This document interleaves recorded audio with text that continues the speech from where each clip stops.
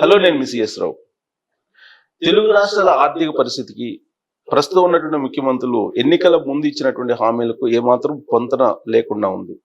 ఇలాంటి పరిస్థితుల్లో ఉద్యోగస్తులు అయితే సిపిఎస్ రద్దు కోసం ఉద్యమానికి సిద్ధం అవుతున్నటువంటి పరిస్థితుల్లో ఇప్పుడు రెండు రాష్ట్రాల ప్రభుత్వాలు ఏం చేయాలి, ఏం చేస్తే బెటర్ ఆప్షన్, దీని మీద విశ్లేషణ తీసుకునే ప్రయత్నం చేద్దాం. ప్రస్తుతం మన దగ్గర foundation for democratic reforms founder Jayaprakash Narayana గారు ఉన్నారు. ఆయనతో ఇంటర్వ్యూ. సార్ నమస్తే. నమస్తే సుబ్బారావు సార్, మొత్తం ఆర్థిక పరిస్థితి తెలుసు, రెండు రాష్ట్రాల ఆర్థిక పరిస్థితి, ఆంధ్రప్రదేశ్ అలాగే తెలంగాణ. ప్రభుత్వంలో భాగస్వాములైనటువంటి ఉద్యోగులు ఉద్యమానికి సిద్ధమవుతున్నారు. ఇప్పుడు మరి ప్రభుత్వాలు ఏం చేయాలంటారు? సుబ్బారావు, ఎన్నోసార్లు నేను చాలా స్పష్టంగా చెప్పాను, ఉద్యోగులు ఎక్కడి నుంచో రాలా, మన సమాజం నుంచి వచ్చారు, మన కుటుంబాల నుంచి వచ్చారు. నేను ప్రభుత్వంలో ఉద్యోగం చేసినవాడిని కాబట్టి ఖచ్చితంగా ఉద్యోగుల ప్రయోజనాలను కాపాడాలి. కానీ ఉద్యోగుల ప్రయోజనాలను కాపాడడం అన్న పేరుతో సమాజాన్ని నాశనం చేయటం అంటే అంతకంటే ప్రమాదం ఇంకోట్లేదు. కాబట్టి ఖచ్చితంగా ఉద్యోగులకు పెన్షన్ కావాలి. పెన్షన్ వద్దని ఎవరు అంటలా. ప్రపంచమంతా పెన్షన్ ఏ రీతిలో ఉన్నది? Contributory pension. ఉద్యోగి తన జీతంలోంచి కొంత డబ్బు పెడితే ఉద్యోగం ఇచ్చిన వాళ్ళు ప్రభుత్వం కావచ్చు, ప్రైవేట్ రంగం కావచ్చు, వాళ్ళు యజమాని అంతే డబ్బును పెడితే ఆ డబ్బుని పెట్టుబడులుగా పెట్టి దాని నుంచి వచ్చే ఆదాయం ఉద్యోగులకు వచ్చేది కంట్రిబ్యూటరీ పెన్షన్ స్కీమ్. అందులో మన దేశంలో పెట్టిన ఎన్పిఎస్లో ఏమిటి? ఆ పెన్షన్ రావడమే కాకుండా ఉద్యోగి ఎప్పుడో కూడా మనం కాలధర్మం కొద్ది పోతాం కదా, పోయినప్పుడు డబ్బంతా కుటుంబానికి వెళ్తుంది. అక్యుములేటెడ్ డబ్బంతా కూడా, ఒట్టి పెన్షన్ డబ్బే కాదు, నెల పెన్షన్తో పాటు ఈ డబ్బంతా కుటుంబానికి చెందుతుంది. మూడోది రిటైర్మెంట్ అప్పుడు దీనిలో పెన్షన్లో కొంత భాగాన్ని మీరు కమ్యూట్ చేసి పెద్ద మొత్తం ఒకసారి తీసుకోవచ్చు. ఇవన్నీ ఏర్పాట్లు ఉన్నాయి. అంతేగాని కొందరు ఉద్యోగులను చూసినట్టయితే ప్రైవేట్ రంగంలో అదే వృత్తి చేస్తే, అదే పని చేస్తే జీతం ఎంత వస్తుందో దానికి 2-3 రెట్లు పెన్షన్ వస్తుంది. కాబట్టి మీరు సమాజ భవిష్యత్తుని నాశనం చేసి వచ్చే తరం పన్నుల డబ్బుల్లోంచి నాకు పెన్షన్ కావాలని ప్రపంచంలో ఏ దేశంలో ఎక్కడ ఎవరు కోరినా కూడా అది భవిష్యత్తుని నాశనం చేయటమే, దానిలో అనుమానం లేదు. కాబట్టి ఏదో రూపంలో కంట్రిబ్యూటరీ పెన్షన్ సిస్టమ్ ఉండవలసిందే. అది లేకుండా అంటే ఈ దేశం ఆర్థిక వ్యవస్థ సర్వనాశనం అయిపోతుంది. ఆంధ్రప్రదేశ్లో ఉదాహరణకి ప్రభుత్వం చాలా సవివరంగా ఈ పాత పెన్షన్ పద్ధతిని కనుక తీసుకొచ్చినట్టయితే 15 ఏళ్ళ తర్వాత ఏమవుతుంది, 20 ఏళ్ళ తర్వాత, 30 ఏళ్ళ తర్వాత చాలా స్పష్టంగా వివరాలతో బయటకు పెట్టారు. ఇంకా ఖజానాలో ఇంకేం మిగలదు. పన్నుల డబ్బంతా కూడా కేవలం పెన్షన్లు ఉన్నా సరిపోతుంది. అందుకోసం అంటే ప్రజలు ఉన్నది పన్నుల డబ్బులతో పెన్షన్లు ఇవ్వడానికి, అంటే గతంలో చేసిన పనికి వచ్చే తరం పెన్షన్లు ఇస్తుందా? ఎలా సాధ్యమవుతుంది అది? అందుకే దేశం అంతా కూడా ఈ పార్టీ ఆ ప్రభుత్వం తేడా లేకుండా దేశం అంతా కూడా కొత్త పెన్షన్ పద్ధతి అమలు చేశాం. రాజకీయ పార్టీలు తాత్కాలికమైన రాజకీయ లబ్ధి కోసం దేశం సర్వనాశనమైనా పర్లేదు, సామాన్య ప్రజలు మాటలు చెప్పినా వాళ్ళు నాశనమైనా పర్లేదు, బేదలుగా శాస్త్రంగా కొనసాగినా పర్వాలేదు, కొంతమంది సంఘటిత రంగంలో ఉన్న వాళ్ళని, గొంతున్న వాళ్ళని మెప్పించడం కోసం, వాళ్ళ ఓట్లు పొందడం కోసం ఏదైనా చేస్తామంటున్నారు. ఇప్పుడు అదే ఈ తెలుగు రాష్ట్ర ప్రభుత్వాలు ప్రత్యేకించి కాబట్టి ఆ ప్రభుత్వాలు పొరపాటును కూడా దీనిలోకి వేళ్లు పెట్టి దాన్ని మార్చే ప్రయత్నం చేయకూడదు. ఖచ్చితంగా ఉద్యోగులకు భవిష్యత్తులో భద్రత ఉండేట్టుగా ఏర్పాట్లు చేద్దాం. ఉదాహరణకి ఒక 25-30 ఏళ్ళు పనిచేస్తే కనీసం ఇంత శాతం చివరి జీతంలో మీకు పెన్షన్ వచ్చే భరోసా ఇద్దాం. దానిలో నాకు కొరతుంది అనుకోండి, ప్రభుత్వం భరించవచ్చు. ఆ భరించడానికి మళ్ళీ అప్పుడు భవిష్యత్తు మీద భారం వేయకుండా ఇవాళ నుంచి సింకింగ్ ఫండ్ అని ఒకటి పెట్టాలి. ఖజానా నుంచి ప్రతి సంవత్సరం కొంత డబ్బు తీసి పెట్టాలి, దానిలో ప్రత్యేకంగా పెట్టండి మీరు. అంటే నేను చెప్పేది ప్రధానంగా ఏంటంటే ఎంత వీలుంటే అంత మన ఉద్యోగులకు సాయం చేద్దాం, కానీ మన పిల్లల భవిష్యత్తును నాశనం చేసి కాదు. ఈవేళ ఒక ప్రభుత్వం నిర్ణయం తీసుకుంటే ఆ ప్రభుత్వ నిర్ణయానికి ఈవేళ డబ్బులు పెట్టండి మీరు. అంతేగాని నేను నిర్ణయం చేస్తాను, నేను పోయాక, మా ప్రభుత్వాలన్నీ పోయాక 25-30 ఏళ్ల తర్వాత ఆ ప్రభుత్వాలు ఇవాళ నిర్ణయం చేశాను కాబట్టి కొన్ని లక్షల కోట్ల రూపాయల ఖజానాను తీసేసి వీళ్ళకి బయట ఇవ్వాలి అని చెప్పంటే ఏం ధర్మం అది? ఇంతకంటే పొరపాటు ఇంకోట్లేదు. కాబట్టి ఇది అసాధ్యము, ఇది ప్రమాదకరము, ఈ జాతి వినాశకరం. కానీ కొన్ని రాష్ట్రాలు అమలు చేస్తున్నాయి కాబట్టి ఆంధ్రప్రదేశ్లో మాకు కూడా అమలు చేయండి అనేది వాళ్ళ డిమాండ్. అన్ని రాష్ట్రాలు నాశనం అవుతున్నాయి, మళ్ళీ వెనక్కి వెళ్తున్నాయి. మధ్యప్రదేశ్లో మళ్ళీ వెనక్కి తీసుకెళ్తున్నారు, కాబట్టి రాజస్థాన్లో వెనక్కి తీసుకెళ్తున్నారు. మీరు ఈ దేశం ఉద్యోగుల కోసం లేదు, ఈ దేశం ప్రజల కోసం ఉంది. పన్నులు కట్టే వాళ్ళ కోసం ఉంది. ఉద్యోగులు ప్రజల సేవ కోసం ఉన్నారు, కానీ ప్రజల ధనం మొత్తం ఉద్యోగులు కట్టబెడతామని ఏ ప్రభుత్వం అన్నా, ఏ పార్టీ అన్నా కూడా ఆ ప్రభుత్వాన్ని మనం కూలగొట్టాలి. నాకేమాత్రం దానిలో సందేహం లేదు. జాతీయ స్థాయిలో ఏ కాంగ్రెస్ అయితే రాష్ట్రాల్లో చేస్తామని కొన్ని రాష్ట్రాల్లో మాట ఇచ్చారో, జాతీయ స్థాయిలో మన మాట వరుస కూడా ఎందుకు అనలేదు? అదే కాంగ్రెస్ పార్టీ. వాళ్ళకి తెలుసు కాబట్టి, విషయం అర్థమైంది కాబట్టి. కాబట్టి సామాన్య ప్రజలకు అర్థం కాదు కదా అని చెప్పని మనం ఇష్టం వచ్చినట్టు చేస్తే గొంతున్న ప్రతివాడు కూడా దేశం నాశనమైనా పర్లేదు, నా బతుకు బాగుండాలా, నా చెన్నిబోచకు శ్రీరామ రక్ష, నా కుటుంబం బాగుండాలా, మిగతా వాళ్ళ కుటుంబాలన్నీ వల్లకాడైపోవాలా. ఇది పరిపాలన అండి? ఇది సమాజం అండి? మనం సమాజం గురించి, దేశభక్తి గురించి రోజు ఉపన్యాసాలు ఇస్తాం. పెన్షన్ వద్దన్నారు అట్లా మళ్ళీ చెప్తున్నాను నేను. అవును, పెన్షన్ మీకే కదా, అందరికీ ఉండాలి. ప్రతి ఒక్కళ్ళకి పెన్షన్ మీకు ఉండాలి. ఏ రూపంలో ఉండాలి? మీరు నెల నెలా మీకు జీతంలో మీరు కొంత డబ్బు దానికి పెట్టండి, మీ యజమాని కొంత డబ్బు దానికి పెట్టినవ్వండి, దాని నుంచి వచ్చే ఆదాయాన్ని భవిష్యత్తులో పెన్షన్గా ఇవ్వండి. భవిష్యత్తు మీద భారం లేకుండా చేయండి. కాబట్టి భవిష్యత్తు మీద భారం లేని ఏ పెన్షన్ అయినా సరే ఓకే. ప్రపంచమంతా అలాగే ఉంది. ఉద్యోగులు దేశంలో మొత్తం 3% మొత్తం ఉద్యోగులు పనిచేసే వాళ్ళలో ఉంది. ఉద్యోగుల శాతం 3% ప్రభుత్వ ఉద్యోగులు. 3%కి సమాజం డబ్బంతా కూడా దాచి ఇచ్చేయాలని చెప్పి ఎక్కడ సాధ్యం అవుతుందండి? సమాజం ఎందుకుంది? ప్రభుత్వాలు ఎందుకున్నాయి? ప్రభుత్వాలు అనేది ప్రభుత్వ ఉద్యోగులు జీతాలు ఇవ్వడానికి కాదు, ప్రభుత్వోద్యోగుల్ని పెట్టుకున్నది ప్రజలకు సేవలు అందించడానికి. రోడ్లు వేయటం ఎట్లాగా, రవాణా ఎట్లాగా, విద్యుత్తులు అందరికీ అందజేయడం ఎట్లాగా, ఫ్రీగా కాదు డబ్బులతో అందజేస్తున్నాం. మంచినీటి ఏర్పాటు ఎట్లాగా, మురుగునీటి పారుదల ఎట్లాగా, వర్షం వస్తే వరదలు రాకుండా చేయటం ఎట్లాగా, మరి చట్టబద్ధ పాలన ఎట్లాగా, ట్రాఫిక్ నియంత్రణ ఎట్లాగా, మౌలిక సదుపాయాలను బాగు చేయడం కోసం ప్రభుత్వం అన్నది, చట్టబద్ధ పాలన కోసం ప్రభుత్వం అన్నది, పెట్టుబడులు ప్రోత్సహించడం కోసం ప్రభుత్వం, ఆర్థిక వ్యవస్థను పెంచడం కోసం ప్రభుత్వం. అంతేగాని జీతాలు తీసుకుని పన్నులు కట్టించేసుకుని మనందరినీ గోల్డ్ కొట్టి పన్నులు లాక్కుని సగం తినేసి మిగతా అంతా ఉద్యోగులు కైంకర్యం చేయడం కోసం ప్రభుత్వాలు లేవు. అందుకోసం కాదు ప్రభుత్వాలను ఎన్నుకున్నది మనం. ప్రభుత్వాలను ఎన్నుకున్నది మనం ఉమ్మడి సేవల కోసం ఎన్నుకున్నాం. ప్రజలకు స్పష్టంగా అర్థం కావాలి. మనం ఉమ్మడి సేవల కోసం ప్రభుత్వాన్ని ఎన్నుకున్నాం. ఆ సేవలు మనకు అందించడం కోసం ఉద్యోగుల్ని పెట్టుకున్నారు, కానీ ఉద్యోగుల కోసం ప్రభుత్వం రాదు. మరి రాజకీయ పార్టీలు ఉద్యోగం కోసం ప్రభుత్వ ఉద్యోగాలను కల్పిస్తాం. ఎక్కడి నుంచి వస్తారా? పని జరగాలి కదా, నా పని కోసం కదా ప్రభుత్వ ఉద్యోగాలను పెట్టేది. మనము యువతలో ఒక అబద్ధాన్ని ప్రచారం చేసి మోసం చేస్తున్నాం. మనం 100 ఉద్యోగాలు ఉంటే ప్రభుత్వంలో 1,00,000 మంది పోటీ చేస్తారు. ఇంకా ఎక్కువ పెంచడం కోసం అని చెప్పని ఇంకా 35 ఏళ్ళు చేస్తాను, 40 ఏళ్ళు చేస్తానని చెప్పంటున్నాం. 2 లక్షల మంది పోటీ చేస్తారు. ఉన్న ఉద్యోగాలు 100. మిగతా 99,900 మంది మనుషులు కదా, వాళ్ళు బతకక్కర్లేదా? ఈ 100 మందికే మనం అంతా జీతాలు ఇచ్చేసి, 100 మందికే పెన్షన్లు ఇచ్చేసి ప్రభుత్వం నుంచి పనులు జరుగుతున్నాయా? నిజాయితీగా మాట్లాడుకుందాం మనం. విద్య ఎంత ఉందో ప్రభుత్వం నుంచి? ఎంత చండాలపు విద్య! ప్రపంచంలో అధ్వానమైన విద్య భారతదేశంలో ఉంది. ప్రభుత్వం నుంచి అందరికీ మంచి ఆరోగ్యం నిరంతరం అందుతుందా? జేబులో ఖర్చు లేకుండా. చట్టబద్ధ పాలన ఉందా? కోర్టుకు వెళ్తే మీకు న్యాయం జరిగే పరిస్థితి ఉందా? వేళ కనీసం ట్రాఫిక్ నియంత్రణ ఉందా ఈ దేశంలో? వర్షం వస్తే వరదలు రాకుండా ఏర్పాటు ఉందా? మా పన్నుల డబ్బులతో చేయాల్సిన పనులను చేయకుండా మానేసి జీతాలు ఇచ్చేస్తాము, పెన్షన్లు ఇచ్చేస్తాము, మీ అందరినీ సత్తుకోప పెడతాం. అందుకే మీరెందుకైతే మాకు ప్రభుత్వాన్ని కూల్చిపారేయండి, అరాచకత్వం రానివ్వండి. ఇంకా ప్రభుత్వాలు ఎందుకు? నేను కొంచెం కట్టుగా మాట్లాడుతున్నాను, ఎందుకంటే అర్థం కావాలి. ఉద్యోగులు కూడా ప్రజల్లో భాగం. ఉద్యోగంలో చేరేటప్పుడేమో సమాజము, దేశము, దీని గురించి మాట్లాడతాము. చేరిన తర్వాత దేశం వల్లకాడైపోయి నా బతుకు, నా కుటుంబము. ఇది ఎట్లా సాధ్యం అవుతుందండి? రాజకీయంలో ఉన్నా, పరిపాలనలో ఉన్నా కూడా. కానీ వాళ్ళు అతీతమైనటువంటి శక్తులు అన్నట్టుగా ఫీల్ అవుతున్నారు. నేను వాళ్ళని బ్లేమ్ చేయట్లా, మనం ఎన్నుకున్న నాయకత్వాన్ని బ్లేమ్ చేస్తున్నాను. మన భవిష్యత్తును బాగు చేస్తాం, ఉమ్మడి సేవలు అందిస్తాము, రాజ్యాంగాన్ని కాపాడుతామని వచ్చి వీళ్ళు పందేరాలు చేసుకుంటున్నారు, మన కోసం కాదు.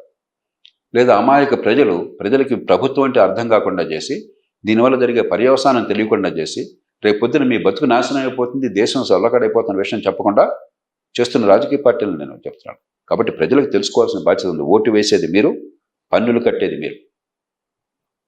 ఉద్యోగులు ఖచ్చితంగా మన భరోసా ఇవ్వాలి. ఎలాంటి భరోసా ఇవ్వాలి? గ్యారంటీగా ఇంత పెన్షన్ వచ్చే ఏర్పాటు చేద్దాం. కానీ అది ఖచ్చితంగా ఇవాళ ఉద్యోగి ఇవాళ ప్రభుత్వం పెట్టాలి, కానీ ఖజానాలో వేరు చేసి ఆ పెన్షన్ ఫండ్గా రేపొద్దున వచ్చే తరం పన్నుల డబ్బులను తీసుకోవడం అనేది ఏ రకంగానూ కూడా సాధ్యం కాదు. ప్రపంచంలో ఎక్కడా జరగటం లేదు. మన పవిత్ర భారతదేశంలో మాత్రమే దీని గురించి చర్చ జరుగుతుంది. అందుకని అన్ని పార్టీలు కలిసి వచ్చి దీన్ని మార్చారు. కంట్రిబ్యూటరీ పెన్షన్ సిస్టమ్ ఊరికే రాలా. ఇవాళ కాదు వచ్చింది, 2004లో 20 ఏళ్ళు అయిపోయింది. దానికి కారణం ఉన్నది. పిచ్చెక్కి చేయలే, అవసరమే చేశారు దేశానికి. అన్ని పార్టీలు కలిసి చేసినాయి. వాజ్పేయి గారు మొదలెడితే మన్మోహన్ సింగ్ గారి ప్రభుత్వం దేశమంతా విస్తరింపజేసింది. వారు బీజేపీ, వీరు కాంగ్రెస్. ఇందులో కాంగ్రెస్ బీజేపీలు ఏం లేవు. ఇవాళ కాంగ్రెస్ బీజేపీ ఆటగా మారిస్తే మీకు దేశం అంటే మమకారం లేదనమాట. దేశాన్ని మీరు నాశనం చేస్తారన్నమాట మీ అధికారం కోసం చెప్పని. అంటే ఇది పార్టీలకు అతీతమైన విషయం. ఇది వచ్చే తరం గురించి, ఆ తర్వాత తరాల గురించి ఖచ్చితంగా భరోసా ఇద్దాం. ఆ భరోసాకు కూడా రేపు పొద్దున కనుక అంత డబ్బు ఉండదనుకుంటే ఈవేళ మీరు ఖజానా నుంచి తీసి పెట్టండి, అంతేగాని రేపటి ఖజానా మీద భారం పెట్టబోకుండా హక్కు మీకు ఎవడెవలా. ఎందుకని మన ప్రభుత్వాన్ని ప్రజలు మార్చారు? రేపటి మీద భారాన్ని వేసి ఇష్టం వచ్చినట్టు ఎస్క్రో అకౌంట్లు పెట్టారు, ఇష్టం వచ్చినట్టు పందేరాలు చేశారు, ఆర్థిక వ్యవస్థను కుప్పకూలేట్టు చేశారు, తెగబడి దోచుకున్నారు. కాబట్టి ప్రజలు తిరస్కరించారు. దాని నుంచి పాఠం నేర్చుకోకపోతే ఎట్లాగా? సార్, ఇది ఎంప్లాయీస్ విషయంలో సిపిఎస్ రద్దు అనేది అదేదో ఒక వార్ లాగా ప్రభుత్వానికి ఎంప్లాయీస్ మధ్య అనేది వెళ్ళిపోతుంది. నేను దీన్ని సహించనండి. మానవత్వం అన్న ఏ మనిషి అయినా, ప్రజాస్వామ్యం గురించి అర్థమైన ఏ మనిషి అయినా, రాజ్యాంగ విలువల గురించి అర్థమైన ఏ మనిషి అయినా, మన బిడ్డల భవిష్యత్తు పట్ల మమకారం అనే ఏ మనిషి అయినా కూడా భవిష్యత్తు నాశనం చేస్తాను కొన్ని చిన్న వర్గాల ప్రయోజనం కోసం అని చెప్పన్న దాన్ని ప్రపంచంలో ఎవ్వడం అంగీకరించదు. ప్రపంచంలో ఏ దేశంలో లేదు. మీ పిల్లలు అమెరికాలో ఉన్నారు, కనుక్కోండి ఏం చేస్తున్నారు అక్కడ.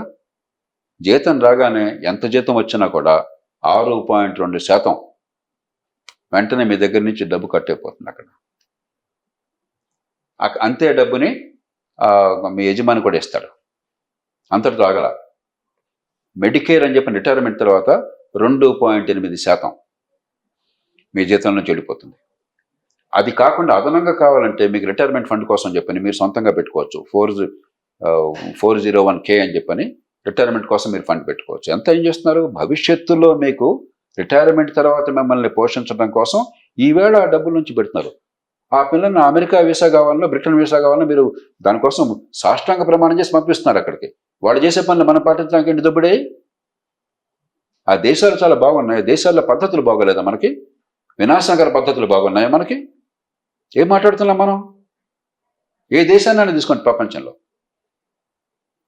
భవిష్యత్తు పెన్షన్లని దానికోసం డబ్బులు ఈవేళ మనం ఏర్పాటు చేయకుండా, ఆ పెన్షన్ ఫండ్ లేకుండా భవిష్యత్తులో పెన్షన్ అమ్మని వచ్చే తరాన్ని శాసించే హక్కు ఎవడిచ్చాడు?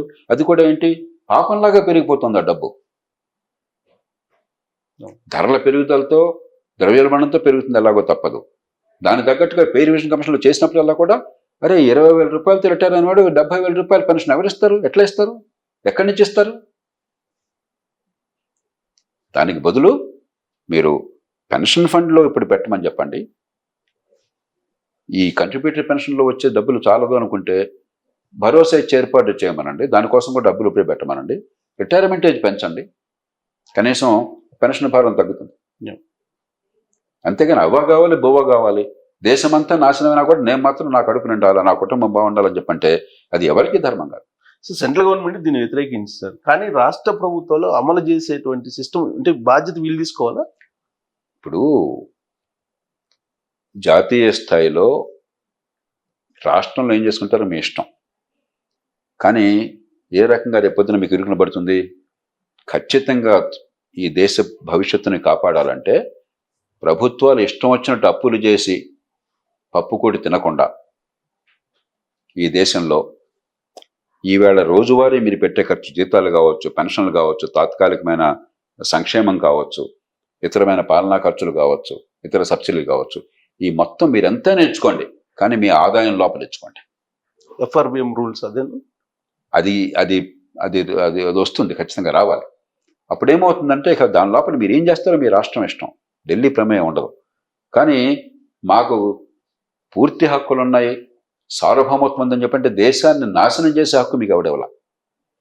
దేశ భవిష్యత్తు నాశనం కాకుండా ఆ లోపల ఏదన్నా చేసుకోండి. అందుకే FRBM చట్టం పెట్టారు. అందుకనే మీరు పెట్టేటువంటి అప్పుల మీద పరిమితి పెట్టారు.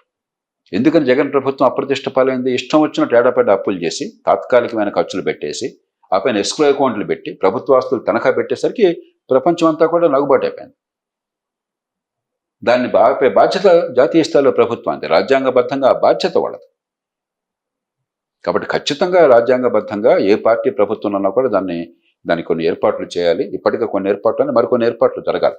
అందుకనే కాంగ్రెస్ పార్టీ సైతం ఈ మాట అందరికీ తెలియకపోవచ్చు, ఇండియా అలయన్స్, సోనియా గాంధీ గారి నాయకత్వంలో ఉన్న ఇండియా అలయన్స్ సైతం ఇన్ని మాటలు చెప్తున్నా కూడా జాతీయ స్థాయిలో మేము ఈ ఎన్పిఎస్ తీసేసి ఓపీఎస్ తెస్తామన్నమాట అనలా వాళ్ళు. ఎందుకనలేదు? అది సాధ్యం కాదు కాబట్టి, అది చేస్తే భవిష్యత్తు నాశనం అవుతుంది కాబట్టి, ఎంతో కొంత దేశభక్తి వీళ్ళ మనస్సుల్లో ఉంది కాబట్టి. అంచేత ఇది ఆత్మహత్య సదృశం. తెలుగు సమాజం మేలుకోవాలి. ఎవరన్నప్పుడు నాకేమన్నా లాభం వస్తుంది, ఒక 1000 కోట్లు మీరు ఫ్రీగా ఇచ్చేస్తానంటే నాదేం తీసుకుంటాను నేను. కానీ సమాజం పట్టించుకోవాలి. కానీ బాధ్యత ఉద్యోగులకు ఉండాలి కదా సార్. ఇప్పుడు కుటుంబం లాంటి ఉద్యోగులందరినీ మీరు ఒక్క ఘాటిని కట్టబోకండి. ఉద్యోగులు నిఖార్సైన మనుషులు, నిజాయితీ పరులు, సమాజాన్ని ప్రేమించే వాళ్ళు లక్షల మంది ఉన్నారు. కొంతమంది వాళ్ళ పెత్తనం కోసం అని చెప్పిన ఉద్యోగుల్లో ప్రలోభాలు చేకట్టించి ఉద్యోగుల్ని రెచ్చగొట్టే వాళ్ళు ఉంటే అది ఉద్యోగులు తప్పు కాదు. రెండోది, చివరికి ఉద్యోగుల్ని కానీ మొత్తం యంత్రాంగాన్ని కానీ ఒక బాధ్యతతో ఒక దారిని పెట్టాల్సిన బాధ్యత ప్రభుత్వానిది. ఆ ప్రభుత్వాన్ని నిలవరించే బాధ్యత ప్రజలది. మొన్నటిదాకా అధికారం అంటే రాచరికము, చక్రవర్తులు అనుకున్నారు. ఏమైనారు ఇప్పుడు ఈవేళ? రేపు పొద్దున అదే చేయగలరు ప్రజలు. ఏ ప్రభుత్వాన్ని అయినా సరే. 5 years వెయిట్ చేయాలి వీళ్ళు. ఏ పార్టీ అయినా సరే. అది 5 ఏళ్ళు వెయిట్ చేయాలి. ఈ లోపల ప్రభుత్వాన్ని భయపెడదామని ఒక పక్కన, ఈ ప్రజలకు పాపం అర్థం కాదు, అమాయకులు బోల్తా పడిపోతారన్న భావం మరో పక్కన. దాంతో ఈ ప్రజలకు అన్యాయం చేయడానికి సిద్ధపడుతున్నారు. భవిష్యత్తు నాశనం చేస్తున్నారు. కొంతమందినే మేలుకోవాలి. భవిష్యత్తు నాశనం కాకుండా ఉండాలంటే సమాజంలో ప్రశ్నించే గొంతులు లేవాలి. నిజాయితీ ఉన్నవాళ్ళు, నిర్భీతి ఉన్నవాళ్ళు, సమాజంలో మాట అంటే కాస్త విశ్వసనీయత ఉన్నవాళ్ళు. నాకు తెలుసు నన్ను తిడతారని చెప్పాను, నాకేం అనుమానం లేదు. డెఫినెట్గా నోటుకొచ్చి తిడతారు. కానీ ఈ తిట్లకి, ఈ దోషణలకి భయపడే వాళ్ళమైతే ఈ దేశంలో మంచి కోసం అయితే పోరాటం చేస్తామా? రేపొద్దున ఇంకో సందర్భంలో ఉద్యోగులకు అన్యాయం జరిగితే నేను మొట్టమొదటి ఎదురొడ్డి పోరాడతాను. నేను జిల్లా కలెక్టర్గా ఉండగా నేను ఇప్పటిదాకా మొట్టమొదటిసారి మాట చెప్తున్నాను. ఉద్యోగులు సమ్మెల్లో పాల్గొన్నారని చెప్పిన వాళ్ళందరినీ నేషనల్ సెక్యూరిటీ యాక్ట్ కింద అరెస్ట్ చేయమని నాకు ఆదేశాలు వచ్చినాయి. నేను తిరస్కరించాను. ఓకే. రాష్ట్రం మొత్తం నేను ఒక్కడిని తిరస్కరించాను ఆనాడు కలెక్టర్లో. ఏ సందర్భంలో సార్ అది? ఉద్యోగులు సమ్మెలు చేస్తున్నారు. రాష్ట్ర ప్రభుత్వం వీళ్ళ ఉద్యోగుల నాయకులందరినీ జైలులో పెట్టకపోతే వీళ్ళకి అదుపు చేయలేమని చెప్పని మరి లిస్టులు తయారు చేసి పంపించారు. ఎస్పీ గారు నా దగ్గర లిస్ట్ తీసుకొచ్చారు. నేను తిరస్కరిస్తున్నాను. ఉద్యోగులు సమ్మె చేస్తున్నారు, వాళ్ళకేదో బాధలు ఉన్నాయి, సంఘటితంగా వాళ్ళు ఏదో పోరాటం చేస్తున్నారు, ప్రభుత్వం వాళ్ళతో కూర్చుని నిర్ణయం చేయాలి, అంతేగాని జైలులో పెడితే సరైనది కాదు. వాళ్ళు ఎవరు పేర్లు చెప్పమంటే చెప్పారు. వీళ్ళకి ఎవరికైనా నేరాలు చేసిన చరిత్ర ఉందా? శాంతి భద్రతల విఘాతం కలిగిస్తున్నారా? దేశభద్రత భంగం కలిగిస్తున్నారు? అదేమీ లేదు. లేకపోతే మీరు ఎలా చేస్తారు? చేయడానికి వీల్లేదు. నాకు రాష్ట్ర రాజధాని నుంచి మరి జిల్లా కలెక్టర్ ప్రభుత్వం మాటనపోతే ఎట్లా అన్నారు? ప్రజల హక్కుల్ని కాలరాయటం విషయంలో దేవుడు వచ్చినా కూడా నేను విన్నాను. ఆ బాధ్యత నాది. నేను ప్రజా సంక్షేమాన్ని కాపాడుతున్నానని నాకు నమ్మకం కలగాలి. చట్టం చెప్తుంది అది.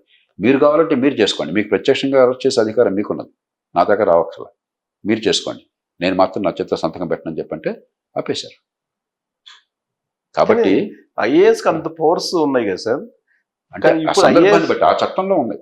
జాతీయ భద్రతా చట్టం కింద, నేషనల్ సెక్యూరిటీ యాక్ట్ కింద అరెస్ట్ వారెంట్ ఇచ్చే అధికారము జిల్లా కలెక్టర్గా ఉంది. కానీ బాధ్యత కూడా జిల్లా కలెక్టర్దే. నిజంగా ఈ కేసులో అరెస్ట్ చేయాలా వద్దని నిర్ణయం నేను చేయాలి. కానీ నాకెవరు మంత్రి గారు చెప్పాడు, ముఖ్యమంత్రి గారు చెప్పాడని చేస్తే అది కరెక్ట్ కాదు. కానీ నేను చెప్పేది, నేను ఉద్యోగుల మీద కోపంతో మాట్లాడట్లా, ప్రేమతో మాట్లాడుతున్నాను. అంతకుమించి దేశం పట్ల ప్రేమతో మాట్లాడుతున్నాను. ఈ ఉద్యోగుల హక్కుల్ని కాలరాయాలంటే నేను నిలబడ్డాను.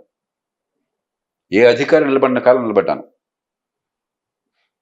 అందరు అధికారులు కూడా తల వంచి ప్రభుత్వం చెప్పినట్టు చేస్తే నేను ఒక్కడనే కాదని తిరస్కరించింది. కాబట్టి నాకు ఉద్యోగుల హక్కుల గురించి చెప్పక్కర్లా, ప్రజల హక్కుల గురించి, రాజ్యాంగం గురించి చెప్పక్కర్లా. కానీ అదే సమయంలో ఉద్యోగులు ఈ ప్రజలు కాదు కావాల్సింది, మేమే ఇక్కడ అధికారంలో ఉన్నవాళ్ళం, లేకపోతే ఎమ్మెల్యేలు మాదే దేశం అంతా, మేమంతా దేశాన్ని దోచకపోతామంటే మనంతా ఏంటి చేతులు కట్టు కూర్చుంటామా?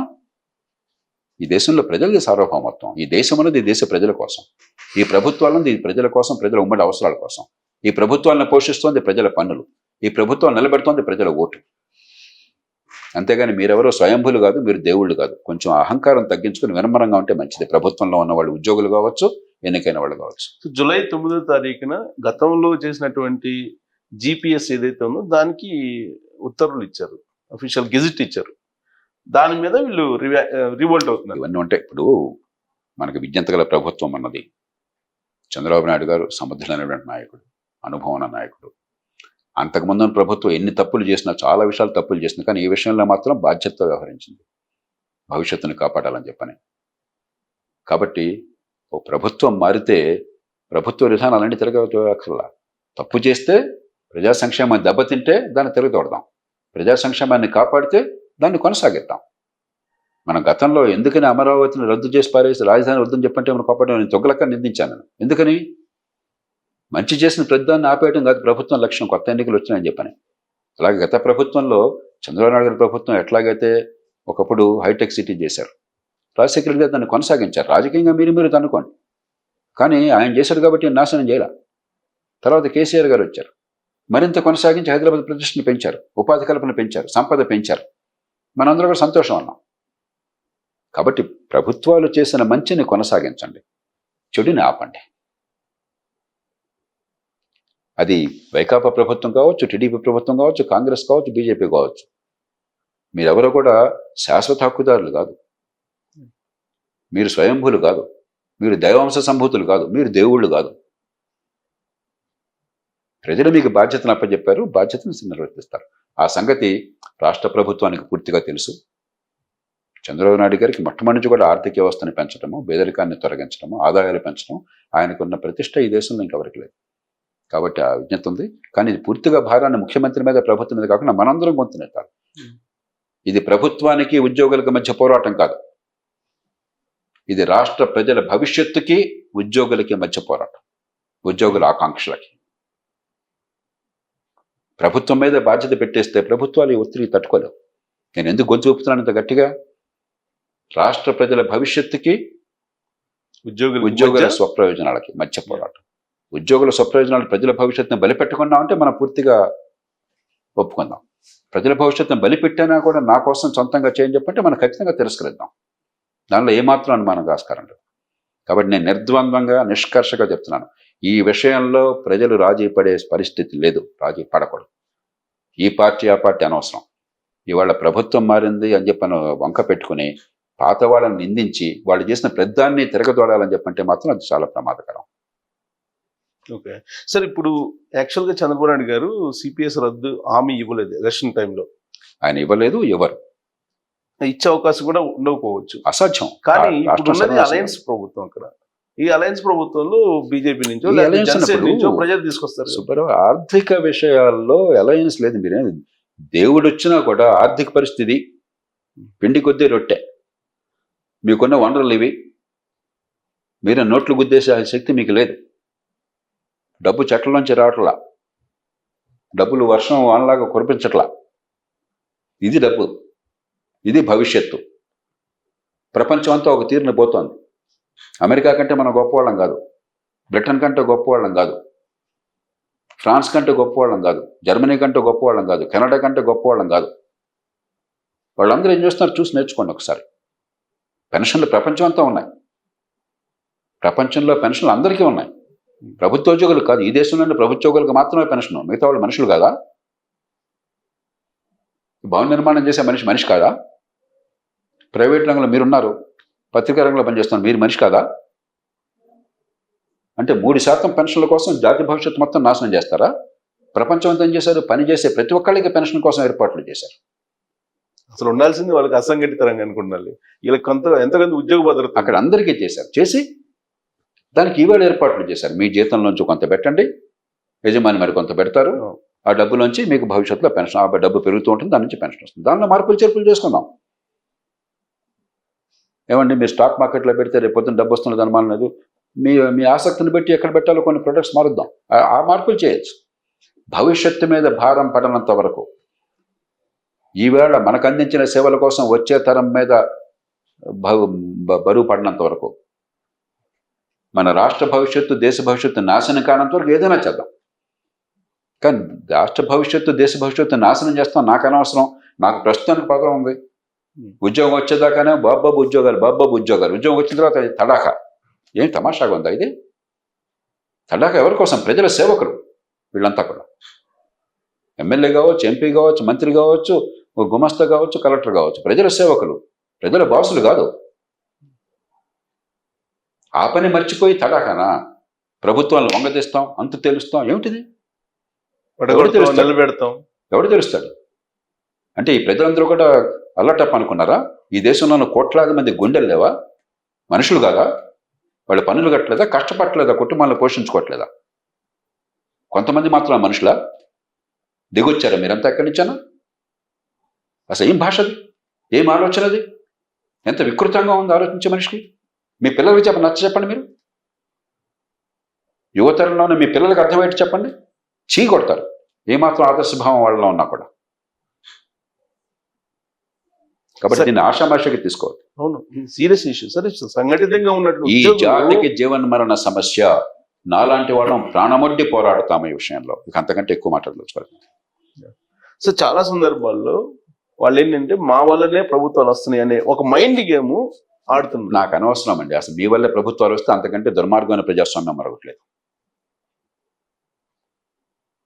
2029లో మీరు కేవలం ఎన్నికలు నిర్వహించడంలో పాత్ర తీసుకుంటారు. రేపు పొద్దున ప్రభుత్వం అది కాదనుకుంటే మీరు కాకపోతే రోడ్డు మీద నిరుద్యోగులు తీసుకొచ్చి ఎన్నికలు నిర్వహించమని చెప్తాం. నీ వల్ల ప్రభుత్వం నిలబట్ల, నీ వల్ల దేశం నడవట్ల. ఈ ప్రజల వల్ల దేశం నడుస్తోంది. ఈ పన్నుల వల్ల దేశం బతుకుతోంది. ఈ ప్రజల కష్టం వల్ల సంపద ఉత్పత్తి అవుతోంది. దానివల్ల ప్రజల అవసరాలు తీరుతున్నాయి. నీ వల్ల ఏం తీరట్ల. ఎవరు ప్రభుత్వంలో ఉన్నవాళ్ళు అట్లా అనుకున్నా కూడా, ఎన్నికైన నాయకులు కావచ్చు, లేకపోతే ఉద్యోగులు కావచ్చు, మా వల్ల ప్రజలంతా ఉన్నారు అనుకుంటే సమాజం మేల్కోవాలి. అది సరైన రీతిలో 19లో జగన్ రావడానికి, 24లో చంద్రబాబు రావడానికి కూడా కారణం తామే అనేది. అంటే ఈ ప్రజల్ని మనం అవమానిస్తున్నాం. ప్రజాస్వామ్యంలో ప్రజలను చులకన చేస్తున్నాం. ఇంతకంటే ప్రజలకు అవమానం ఇంకోవట్లేదు. ఇది నాకు చాలా ఆగ్రహాన్ని, ఆవేదన కలిగిస్తుంది. కాబట్టి నేను ఎంత గట్టిగా మాట్లాడుతున్నా అందరికీ తెలుసు. తెలుగు ప్రజలకి, దేశ ప్రజలందరికీ తెలుసు. నేను అనవసరంగా నోరు పారేసుకోను, అనవసరంగా ఆగ్రహం తెచ్చుకోను. కానీ ఈ 140 కోట్ల మంది ప్రజలు, ఎప్పుడో దేవరకొండ బాలగంగాధర తిలక్ గారు ఓ గేయంలో రాశాడు, ఆనాడు 40 కోట్ల జనాభా ఈ దేశంలో. ఈ దేశం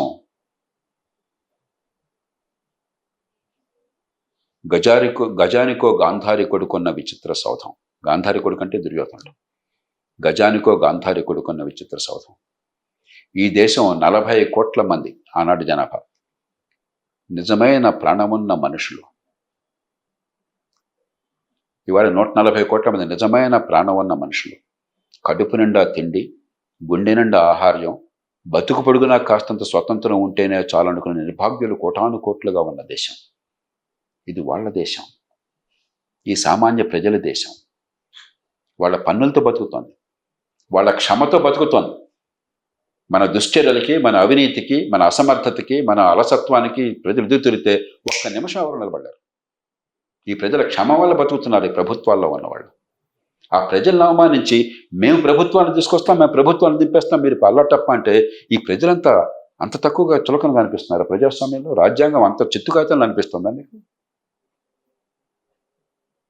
ఈ మాట ఎంత దారుణమైన మాట ఇది! ఎంత దారుణమైన మాట! ఎవరు సేవ చేయాలో, ఎవరు ప్రజల డబ్బులతో మీరు భుక్తుంది. ఈ ప్రజల డబ్బులు లేకపోతే, ప్రజల పన్నులు లేకపోతే మీకు ఉపాధి లేదు, మీ బతుకు తెరువు లేదు. మీరు రుణపడి ఉండాలి ప్రజలకి. ప్రజలు ఉప్పు తింటున్నారు మీరు. ప్రజలు మీ ఉప్పు తింటలా. ప్రజలు మిమ్మల్ని పోషిస్తున్నారు. ఆ సామాన్యుడు పోషిస్తున్నాడు. రెక్కాడితే డొక్కాడిని వాడు పోషిస్తున్నాడు. తన పిల్లలకి తిండి లేకపోయినా మిమ్మల్ని పోషిస్తున్నాడు. అది మర్చిపోతే భగవంతున్నాడో నాకు తెలియదు. దేవుడు ఉంటే దేవుడు క్షమించడు, ప్రజలు మాత్రం క్షమించకూడదు, దేవుడున్నా లేకపోయినా. దీని మీద మీ పోరాటం ఇలా మీడియా ద్వారానైనా లేదా గ్రౌండ్ లెవెల్లో ఏమన్నా? అంటే వాళ్ళు ఆల్రెడీ 16-17 డేట్లు కూడా ఇచ్చేశారు. ఇక్కడ కూర్చొని చెప్పక్కర్లేదు. సందర్భాన్ని బట్టి, సమయాన్ని బట్టి, అవసరాన్ని బట్టి పౌర సమాజం స్పందిస్తుంది. సో ఇక్కడ ఆంధ్రప్రదేశ్లో మొదలైంది సార్, అది తెలంగాణకు కూడా రాసుకుంటుంది. తెలంగాణ వాళ్ళు కూడా అదే డిమాండ్ చేస్తున్నారు ఉద్యోగులు. నేను చెప్పిన మాట దేశంలో అన్ని రాష్ట్రాలకి, దేశం మొత్తానికి వర్తిస్తుంది.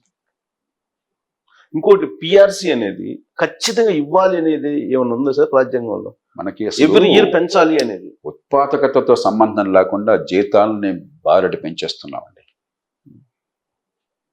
బయట మార్కెట్లో 20,000 రూపాయలు జీతం వచ్చే ఉద్యోగానికి అదే పని ప్రభుత్వంలో చేస్తే 60,000 ఇస్తున్నాం మనం. నేను నిజాయితీగా చెప్తున్నాను.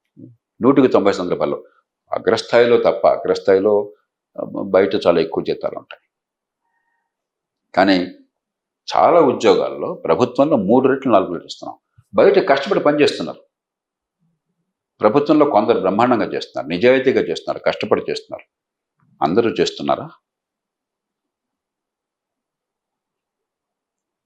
బయట అవినీతికి ఆస్కారం లేదు. ప్రభుత్వంలో చాలామంది నిజాయితీగా ₹1 కూడా తీసుకోకుండా కష్టపడి పనిచేస్తున్నారు. కానీ అందరూ లంచం లేకుండా పనిచేస్తున్నారా? ఎక్కువ మంది లంచాలతో పనిచేస్తున్నారు. బయట సేవలు కానీ లేకపోతే వస్తువు కానీ సరిగ్గా అందకపోతే సుబ్బారావు నచ్చకపోతే వెంకట్రావు దగ్గరికి వెళ్తాను, వెంకట్రావు నచ్చకపోతే రామారావు దగ్గరికి వెళ్తాను, లేకపోతే సయ్యద్ దగ్గరికి వెళ్తాను, లేకపోతే పీటర్ దగ్గరికి వెళ్తాను, నా ఇష్టం. ప్రభుత్వంలో అవకాశం ఉందా? కాబట్టి కొంచెం ప్రభుత్వంలో ఉన్న వాళ్ళు కాస్త నమ్రత నేర్చుకోవాలి. మన ఎంత వైఫల్యం ఉందో, ప్రజలకు ఎంత అన్యాయం జరుగుతుందో మన వల్ల మనకు అర్థం కావాలా? కొద్దిపాటి 1% నిజాయితీ అలవర్చుకోవాలి. అంతేగాని ప్రభుత్వంలో ఉన్న వాళ్ళకి ఎవరికైనా సరే, రాజకీయం కావచ్చు, పరిపాలన యంత్రం కావచ్చు, అహంకారం తగదు, అద్భుతాలు చేస్తున్నాం అన్న భ్రమ తగదు. అక్కడేమో 12 లక్షల కోట్ల అప్పు పైగా ఉందంటున్నారు, ఇక్కడేమో 6 లక్షల కోట్లు అని చెప్తున్నారు. ఇది పక్కన పెట్టేసి మాకు పనిలో పిఆర్సీ ఇస్తారా లేదా? అందుకని కాబట్టి ప్రజలు క్షమించరు. ఉద్యోగ వర్గాలను నేను చాలా ప్రేమతో, స్నేహితుల్లాగా, సోదర భావంతో చెప్తున్నాను. మిమ్మల్ని కాపాడిన వాడిని నేను, మీ హక్కుల కోసం నిలబడ్డవాడిని నేను. ఏనాడు కూడా బహిరంగ కూడా చెప్పుకోలేవు, మొట్టమొదటిసారి బహిరంగ చెప్పాను. మీ పట్ల ఆదరభావం ఉన్నవాడిని నేను. ప్రభుత్వంలో పనిచేసినప్పుడు ఏ ఉద్యోగంలో చేసినా కూడా ఒక్కనాడు చిన్న ఉద్యోగం కూడా నేను అవమానించలే, తక్కువగా చూడాలి, నా సోదరులాగా చూశాను. ఆప్తులాగా వాళ్ళ ఆత్మగౌరవాన్ని నేను గౌరవించాను. కాబట్టి నేను ప్రేమతో చెప్తున్నాను. కానీ ఈ ప్రేమ అంటే సమాజాన్ని నాశనం చేసి కాదు. మీరు అనవసరంగా ప్రజల్లో నగుబాటు కాకపోకండి, ప్రజల తిరస్కరణ గురి కాపోకండి, ప్రజల ఆగ్రహాన్ని చవిచూడబోకండి.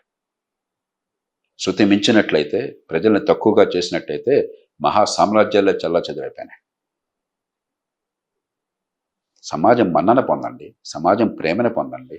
ఏ సమాజం నుంచి వచ్చారో ఆ సమాజాన్ని పెంచండి, ఆ సమాజానికి మంచి సేవలు అందించండి.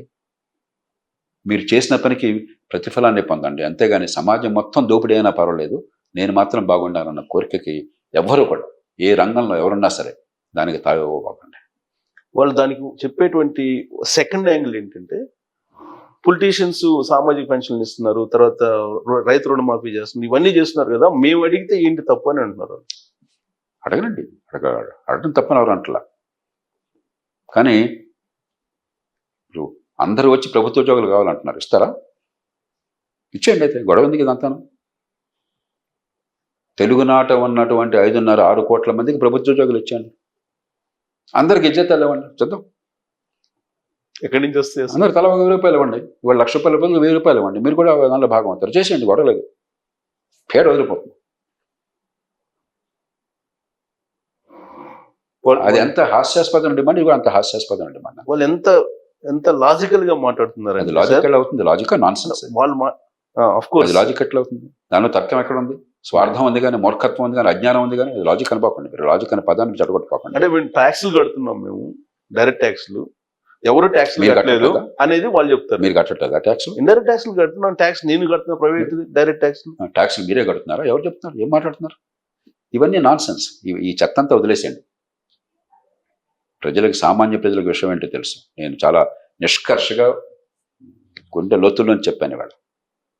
ఇది సమాజం సమస్య. సమాజం చూస్తూ ఊరుకోదు. ప్రజాధనం మా ఇష్టం, మేము రాజులం చక్రవర్తులం, మా ఇష్టం చుట్టూ చేస్తామంటే సమాజం ఊరుకోదు. ఇప్పటిదాకా సమాజం శాంతితో మెలిగింది. సమాజాన్ని రెచ్చగొట్టద్దు, రెక్కాడితే డొక్కాడిన వాడిని రెచ్చగొట్టద్దు. పిల్లిని మొదలుపెట్టి కొడితే పిల్లి ఎదురు తిరుగుతుంది. ఈ ప్రజలు చాలా సహనంతో ఉన్నారు. వీళ్ళ అవినీతిని, అసమర్థతని, వీళ్ళ ధార్ష్టికాన్ని, వీళ్ళ మోసాన్ని, అన్యాయాన్ని సహిస్తున్నారు, లంచాన్ని సహిస్తున్నారు. రెచ్చగొట్టపోకండి. ఒక స్థాయి దాటితే ఎవరు అదుపు చేయలేరు. రివోల్ట్ వస్తుంది, ఖచ్చితంగా రావాలి. ఇంత దుర్మార్గం చేసేట్టు రివోల్ట్ రావాలి. నేను ఎప్పుడు శాంతి కాముకుని. కానీ శాంతి అంటే బలహీనత అయినట్టయితే, శాంతి అంటే దోపిడీ కొనసాగేట్టయితే ప్రజలు తిరగబడాలి అవసరం అయితే. ఆ పరిస్థితి రాకుండా అందుకనే ఎన్నుకోలేదు ప్రభుత్వాలు. చట్టసభను ఎన్నుకున్నది ఎందుకని? ప్రజలు తిరగబడే అవసరం రాకుండా ప్రజల ఆకాంక్షల్ని, బాధల్ని, భావాలని, అవసరాలని గమనించి నిర్ణయాలు చేస్తారు. మా తరపున మేము ఇచ్చాం మీకు పవర్ ఆఫ్ అటార్నీ. మీ సొంతంగా కూడా ఎమ్మెల్యే కాలా. మీ 40 కోట్లు పెట్టుండొచ్చు, పెట్టినా కూడా 40 కోట్ల వల్ల కాలా, మా ఓటు వల్ల అయినారు. 40 కోట్లు ఇంకోటి కూడా పెట్టాడు, వాడు రాలేదే, నువ్వే వచ్చావే, మేము కూర్చోబెట్టాము నిన్ను, మా కోసం ఉన్నావు నువ్వు అక్కడ. అది మర్చిపోతే ప్రజలు క్షమించకూడదు. ఉద్యోగుల పాటు అలా ఉంటే ప్రభుత్వానికి సంబంధించి ఇప్పుడు లెజిస్లేషన్ సిస్టమ్, సో వాళ్ళు ఫ్రీబీస్ ఇస్తున్నారు కదా, వాటిని కూడా కట్ చేయాలి. ఇప్పుడు నేను ఎన్నోసార్లు చెప్పాను, సంక్షేమం లేనిదే భేద సమాజంలో ప్రజల్ని కలపడం కానీ ప్రజాస్వామ్యం నడపడం కానీ సాధ్యం కానీ సంక్షేమమే పరిపాలన అయితే దేశం వల్లకాడైపోతుంది. అందుకని తిరస్కరించారు కదా ప్రభుత్వాన్ని. జగన్ ప్రభుత్వం సంక్షేమం ఇవ్వలేదని ఎవరిని అంటారా? జగన్మోహన్ రెడ్డి గారికి బద్ధశత్రులైనా సరే, మీరు ఏ కులమైన ఏ వర్గమైనా సరే, జగన్ ప్రభుత్వం సంక్షేమాన్ని సమర్థంగా అందించడం ఎవరిని అంటారా? ఎందుకు తిరస్కరించారు ప్రజలు? సంక్షేమమే పరిపాలన, ఇంకేమీ అక్కర్లేదు, అభివృద్ధి అక్కర్లేదు, మౌలిక సదుపాయాలు అక్కర్లేదు, పెట్టుబడులు అక్కర్లేదు, ఆదాయాలు పెరగక్కర్లేదు, సంపద పంచక్కర్లేదు, ఇదే పరిపాలన. అది ఎవడన్నా కోరితే వాడు పెత్తందారు, అలాంటి వాళ్ళు మనకు వద్దు, ఇది వర్గ పోరాటం. దాన్ని ప్రజలు తీవ్రంగా తిరస్కరించారు. కాబట్టి సంక్షేమం వద్దని ఎవరు అనరు. సంక్షేమమే పరిపాలన అనేది ప్రమాదకరమైనటువంటిది. ప్రజలు ఆ మాట చెప్పారు. మీరు ఎంత సంక్షేమమైనా చేయండి, అప్పు చేసి పప్పుగోడు కాదు. అప్పు చేసిన డబ్బంతా కూడా భవిష్యత్తు కోసం పెట్టండి. మీరు మౌలిక సదుపాయాలు పెంచండి, పెట్టుబడులు పెంచండి, సంపద పెంచండి, ఉపాధి కల్పన చేయండి, ఆదాయాలు పెంచండి. అది ప్రాస్పెరిటీ. 20 ఏళ్ల క్రితం లేనిది ఇవాళ మనకి ఫోన్లు లేవు. పూర్వం 30 ఏళ్ల క్రితం ఉంది. పూర్వం కరెంట్ వచ్చేది కాదు. సంపద అంటే ఇది. ఫోన్లు అందరికీ అందినాయా? కరెంట్ అందరికీ ఉందా? అందరికీ మంచి గుడ్డలు అందుతున్నాయా? అందరికీ మంచి పౌష్టికాహారం లభిస్తుందా? అందరికీ మంచి ఆరోగ్యం లభిస్తుందా? అందరికీ మంచి విద్య లభిస్తుందా? అందరికీ ఎదిగే అవకాశాలు ఇస్తున్నాయా? పర్యావరణాన్ని కాపాడుతున్నామా? అందరికీ మంచి ఉపాధి, దాంతోపాటు మంచి ఆదాయాలు వస్తున్నాయా? ఇది సంపద. సంపద వస్తువుల నుంచి, సేవల నుంచి వస్తుంది. ప్రభుత్వోద్యోగుల నుంచి రాదు, ఎమ్మెల్యేల నుంచి సంపద రాదు. సంపద వచ్చేది సామాన్యులు కష్టించి వస్తువుల్ని, సేవల్ని ఉత్పత్తి చేస్తే అది సంపద. ఆ వస్తువులు, సేవలు మన అవసరాలను తీరిస్తే మనకు అవసరాలు తీరుతున్నాయి, మన స్థాయి పెరుగుతోంది. దానివల్ల వాళ్ళు ఉపాధి పొందుతున్నారు, వాళ్ళకి ఆదాయం వస్తుంది, దానివల్ల పేదరికం పోతుంది. అది సైకిల్. అంతేగాని సంపద ప్రభుత్వోద్యోగుల నుంచి రాదు, సంపద ఎమ్మెల్యేల నుంచి, ఎంపీల నుంచి రాదు. సంపద ప్రజల నుంచి, ప్రజల కష్టం నుంచి, ప్రజల ఉత్పత్తి నుంచి వస్తుంది. ఆ ప్రజలను అవమానించి సంపద సృష్టించని వాళ్ళు సంపద మొత్తం దోచుకోవాలంటే సమాజం అంత వల్లగా అల్లటప్పగా ఉందా మీకు? ఈ సామాన్య ప్రజలు మీకు అంత చులకనగా ఉన్నారా మీరు? అది ఆ కెమెరా నడిపే అతని మనిషి కాదా? అతని బతుకుతెరువు అక్కర్లేదా? భవిష్యత్తు అక్కర్లేదా? కేవలం ప్రభుత్వంలో ఉన్నవాళ్ళు మాత్రం మనుషులా? మీరు దేవతలు, మేమంతా రాక్షసులమా? మిమ్మల్ని పోషించి మీకు బానిసత్వంలో ఉన్న మధ్య రాక్షసులమా? మనుషులం కాదా మేమంతా ఈ సమాజంలో? ఎలాంటి విపరీతం! ఇప్పుడు ఈ ఆలోచన లాజిక్, ఒక లాజిక్ అని పదం, లాజికల్ ఎక్స్టెన్షన్ వాళ్ళ ఆర్గ్యుమెంట్కి ఏమిటి? ఇది మీరంతా పనికి మాలిన వాళ్ళు, మా పల్లకీలు మోసే బోయిలు, మీ బానిసలు, మేమంతా ఇక్కడ కూర్చున్నాం, మేము పూర్వకాలం రాచరికంలాగా హాయిగా బతికే హక్కు మాది. ఎవరి కోసం హక్కు? అది చేపట్టి అంత తెలుసు. పూర్వం ఫెడరల్ వ్యవస్థ చేసేవాళ్ళు, పని లేకపోతే కొట్టి తీసుకునేవాళ్ళు. ఒక్క పని ప్రజలు జరిగేది కాదు. అలాంటి వ్యవస్థ తీసుకోవాలని ట్రై చేస్తున్నారా మీరు? ఇప్పటికే కొంత అది వచ్చింది గోండా రాజ్యంలో. కాబట్టి ప్రజలకి అర్థం కావడం కోసం విపులంగా చెప్తున్నాను. మనకి ప్రజలకి ప్రభుత్వానికి మధ్య ఉన్న సంబంధం, సంపద అంటే ఏంటో తెలియని తనం, ఇవేమీ తెలియకపోవడం చేత ప్రజల్ని మోసం చేస్తున్నాం. ఈ మోసం పోవాలి. సమాజంలో శాంతి కావాలి అంటే, రాజకీయంగా స్థిరత్వం కావాలి అంటే, ఆర్థికంగా మనకి సంపద పెరగాలి అంటే మన పంధా మార్చుకోవాలి. అధికారంలో ఉన్న వాళ్ళ రాజ్యం వీరభోజ్యం. అధికారంలో ఎవడుంటే వాడు, పదవుల్లో ఉంటే, లేకపోతే ఉద్యోగాల్లో ఉంటే, లేకపోతే ఎన్నికైతే వాడు రాజు అన్న భావం నుంచి బయటపడాలి. ఇన్నిసార్లు ఎన్నికల ఫలితాలు చూశాక కూడా, ప్రజలు ఇంత స్పష్టంగా తీర్పులు ఇచ్చాక కూడా వినకపోతే శాంతియుతంగా, ఈ ప్రజలు రేపొద్దున శాంతిని వదిలేస్తే ఎంత ప్రమాదంలో పడతారు మీరు? అది కోరుకుంటున్నాం మనం?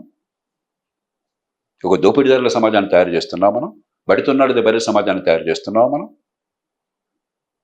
కాబట్టి వీళ్ళకి అర్థం కాకపోవచ్చు, వీళ్ళు మాట్లాడే మాటలు లేకపోతే చేసే చేతల పర్యవసానం, కానీ ముందు చూపన్న మనుషులు సమాజంలో మేల్కోవాలి. సో చంద్రబాబు నాయుడు గారు 30 రోజులు అయింది అధికారంలోకి వచ్చి. అమరావతి సంపద సృష్టించారు అని చెప్పి చెప్తున్నారు. అమరావతిని ఇవాళ కొన్ని 1,00,000 కోట్ల రూపాయలకి తీసుకెళ్లారని చెప్తున్నారు. అది నిజమైనటువంటి సంపద సృష్టి కింద వస్తుందా? అంటే ఇది ఏంటంటే కొంచెం మనకి మార్కెట్ వ్యవస్థ చాలా కాంప్లికేటెడ్గా వస్తుంది. మన స్టాక్ మార్కెట్ ఉంది ఉదాహరణకి, ఇప్పుడు 80,000 దాటినట్టుంది. చాలా చోట్ల ప్రైస్ ఎర్నింగ్ రేషియో అంటాం. వాళ్ళకి ఆ స్టాక్ విలువ ఎంత ఉంది, వాళ్ళకి డివిడెండ్ ఎంత వస్తుంది, లేకపోతే లాభాలు ఎంత వస్తున్నాయి, ప్రైస్ ఎర్నింగ్ రేషియో. ఇది ఒక స్థాయిని మించి వస్తుంది. ఎందుకని భవిష్యత్తులో భారతదేశంలో మంచి అభివృద్ధి వస్తుందన్న నమ్మకంతో ఇవాళ రేట్లు ఉంటాయి. సో భూముల రేట్లు అన్నవి అది నిజమైన విలువ కాదు. అది ఇప్పుడు భూమికి సొంతంగా విలువ ఉండదు. భూమికి ఒక చోట భూమి 1000 రూపాయలు కూడా కొనేవాడు ఉండడు, ఇంకో చోట 1 కోటి రూపాయలు కొన్నామన్నా అమ్మేవాడు ఉండడు. ఎక్కడ విలువ వస్తుంది? గ్రామీణ ప్రాంతాల్లో అయితే వచ్చే ఉత్పత్తిని బట్టి, వ్యవసాయ ఉత్పత్తి, ప్రైమరీ ప్రొడక్షన్. ప్రైమరీ ప్రొడక్షన్ ఒక్కటే చాలదు ఆధునిక యుగంలో. అది పూర్వకాలం 1000 ఏళ్ల క్రితం, 500 ఏళ్ల క్రితం భూమే, ఇంకేం లేదు. దాని నుంచి వచ్చే వ్యవసాయ ఉత్పత్తి. ఇప్పుడేమైంది? వ్యవసాయేతర రంగాలు ఎప్పుడైతే పెరిగినాయో, పట్టణీకరణ ఎప్పుడైతే జరిగిందో, భవిష్యత్తులో దీనికి విలువ పెరుగుతుంది. ఎందుకంటే ఇక్కడ నుంచి సంపద సృష్టించగలం. భవిష్యత్తు జరుగుతున్న నమ్మకం ఉన్నప్పుడు ఇక్కడ రేట్లు పెరుగుతాయి. అంతేగాని ఆ నమ్మకం నెరవేరినప్పుడే సంపద సృష్టించినట్టు. ఈ లోపల సంపద సృష్టి జరుగుతున్న నమ్మకం ఉన్నట్టు. ప్రస్తుతం ఆ నమ్మకం ఉంది. ఒక మోదీ గారు, ఒక చంద్రబాబు నాయుడు గారు, ఒక రాజశేఖర రెడ్డి గారు, లేదా కేసీఆర్ గారు, మరొకళ్ళు, వీళ్ళు గట్టిగా కొన్నైనా సరైన పనులు చేస్తారు, భవిష్యత్తులో అభివృద్ధి పెంచుతారు, ఉపాధి కల్పన జరుగుతుంది, పెట్టుబడులు వస్తాయని నమ్మకం అంటే పెరుగుతుంది. ఆ నమ్మకం పోయింది అనుకోండి, ఒక ప్రభుత్వం ఉంది అంటే స్టాక్ మార్కెట్ పెరుగుతుంది, ఇంకో ప్రభుత్వం వచ్చిందంటే స్టాక్ మార్కెట్ పోతుంది. ఏమైంది? ఒక్క రోజులో ఏం జరగల. ఈ నమ్మకం ఉన్నప్పుడు రేపు పొద్దున పెరుగుతుందన్న నమ్మకంతో మనం దానికి సిద్ధంగా ఉన్నాం. మన ఎలక్షన్లో ఎన్డీఏ ప్రభుత్వం ఏర్పాటు చేస్తున్నా లేదని కొంచెం గందరగోళం వచ్చింది కొన్ని గంటల సేపు. స్టాక్ మార్కెట్ ఒక్క రోజున పడిపోయింది. మళ్ళీ ఏం పర్లేదు, సుస్థిర ప్రభుత్వం వస్తున్నా మళ్ళీ వారంలో పెరిగిపోయింది. ఈ వారంలో జరిగింది ఏం లేదు.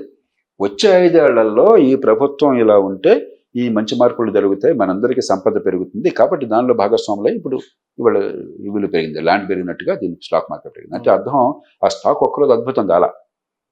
ఎప్పుడైతే ఈ ప్రభుత్వ విధానాలు సరిగ్గా ఉండవు, సంపద పెరగదనుకున్నారో స్టాక్ మార్కెట్ కూలిపోయింది. ఈ భూములు కూడా అంతే. కాబట్టి సంపద సృష్టి జరిగిందని కాదు, జరుగుతుందన్న విశ్వాసం ఉన్నది. ఆ విశ్వాసాన్ని మనం గుర్తించి అమలు చేయాల్సిన బాధ్యత మనది. అంతేగా డబ్బంతా పందారం చేసి ఉద్యోగుల పెన్షన్లు పాత పద్ధతులు తీసుకొచ్చి దేశాన్ని వలకడ చేసాం అనుకోండి, ఈ మొత్తం కూలిపోతుంది. ఈ 30 రోజుల గుడ్ విల్ అయితే ఒకటి క్రియేట్ చేసినట్టు అనుకోవాలా? ఖచ్చితంగా. ఏంటంటే గత ప్రభుత్వం ఎంత దుశ్చర్యలకు పాల్పడింది, మూర్ఖ పాలన పాల్పడింది అంటే అది పోవాలని కోరుకున్నారు ప్రజలు. అంత గట్టిగా అన్ని వర్గాలు కలిసి మరి ఎక్కడ వీలుంటే అక్కడ ఓడించే పరిస్థితి ఉండదు కదా. 2, చంద్రబాబు నాయుడు గారికి ఖచ్చితంగా ఆ ప్రతిష్ట ఉన్నది. ఆయన సంపద సృష్టికి కీలకమైన వ్యక్తి.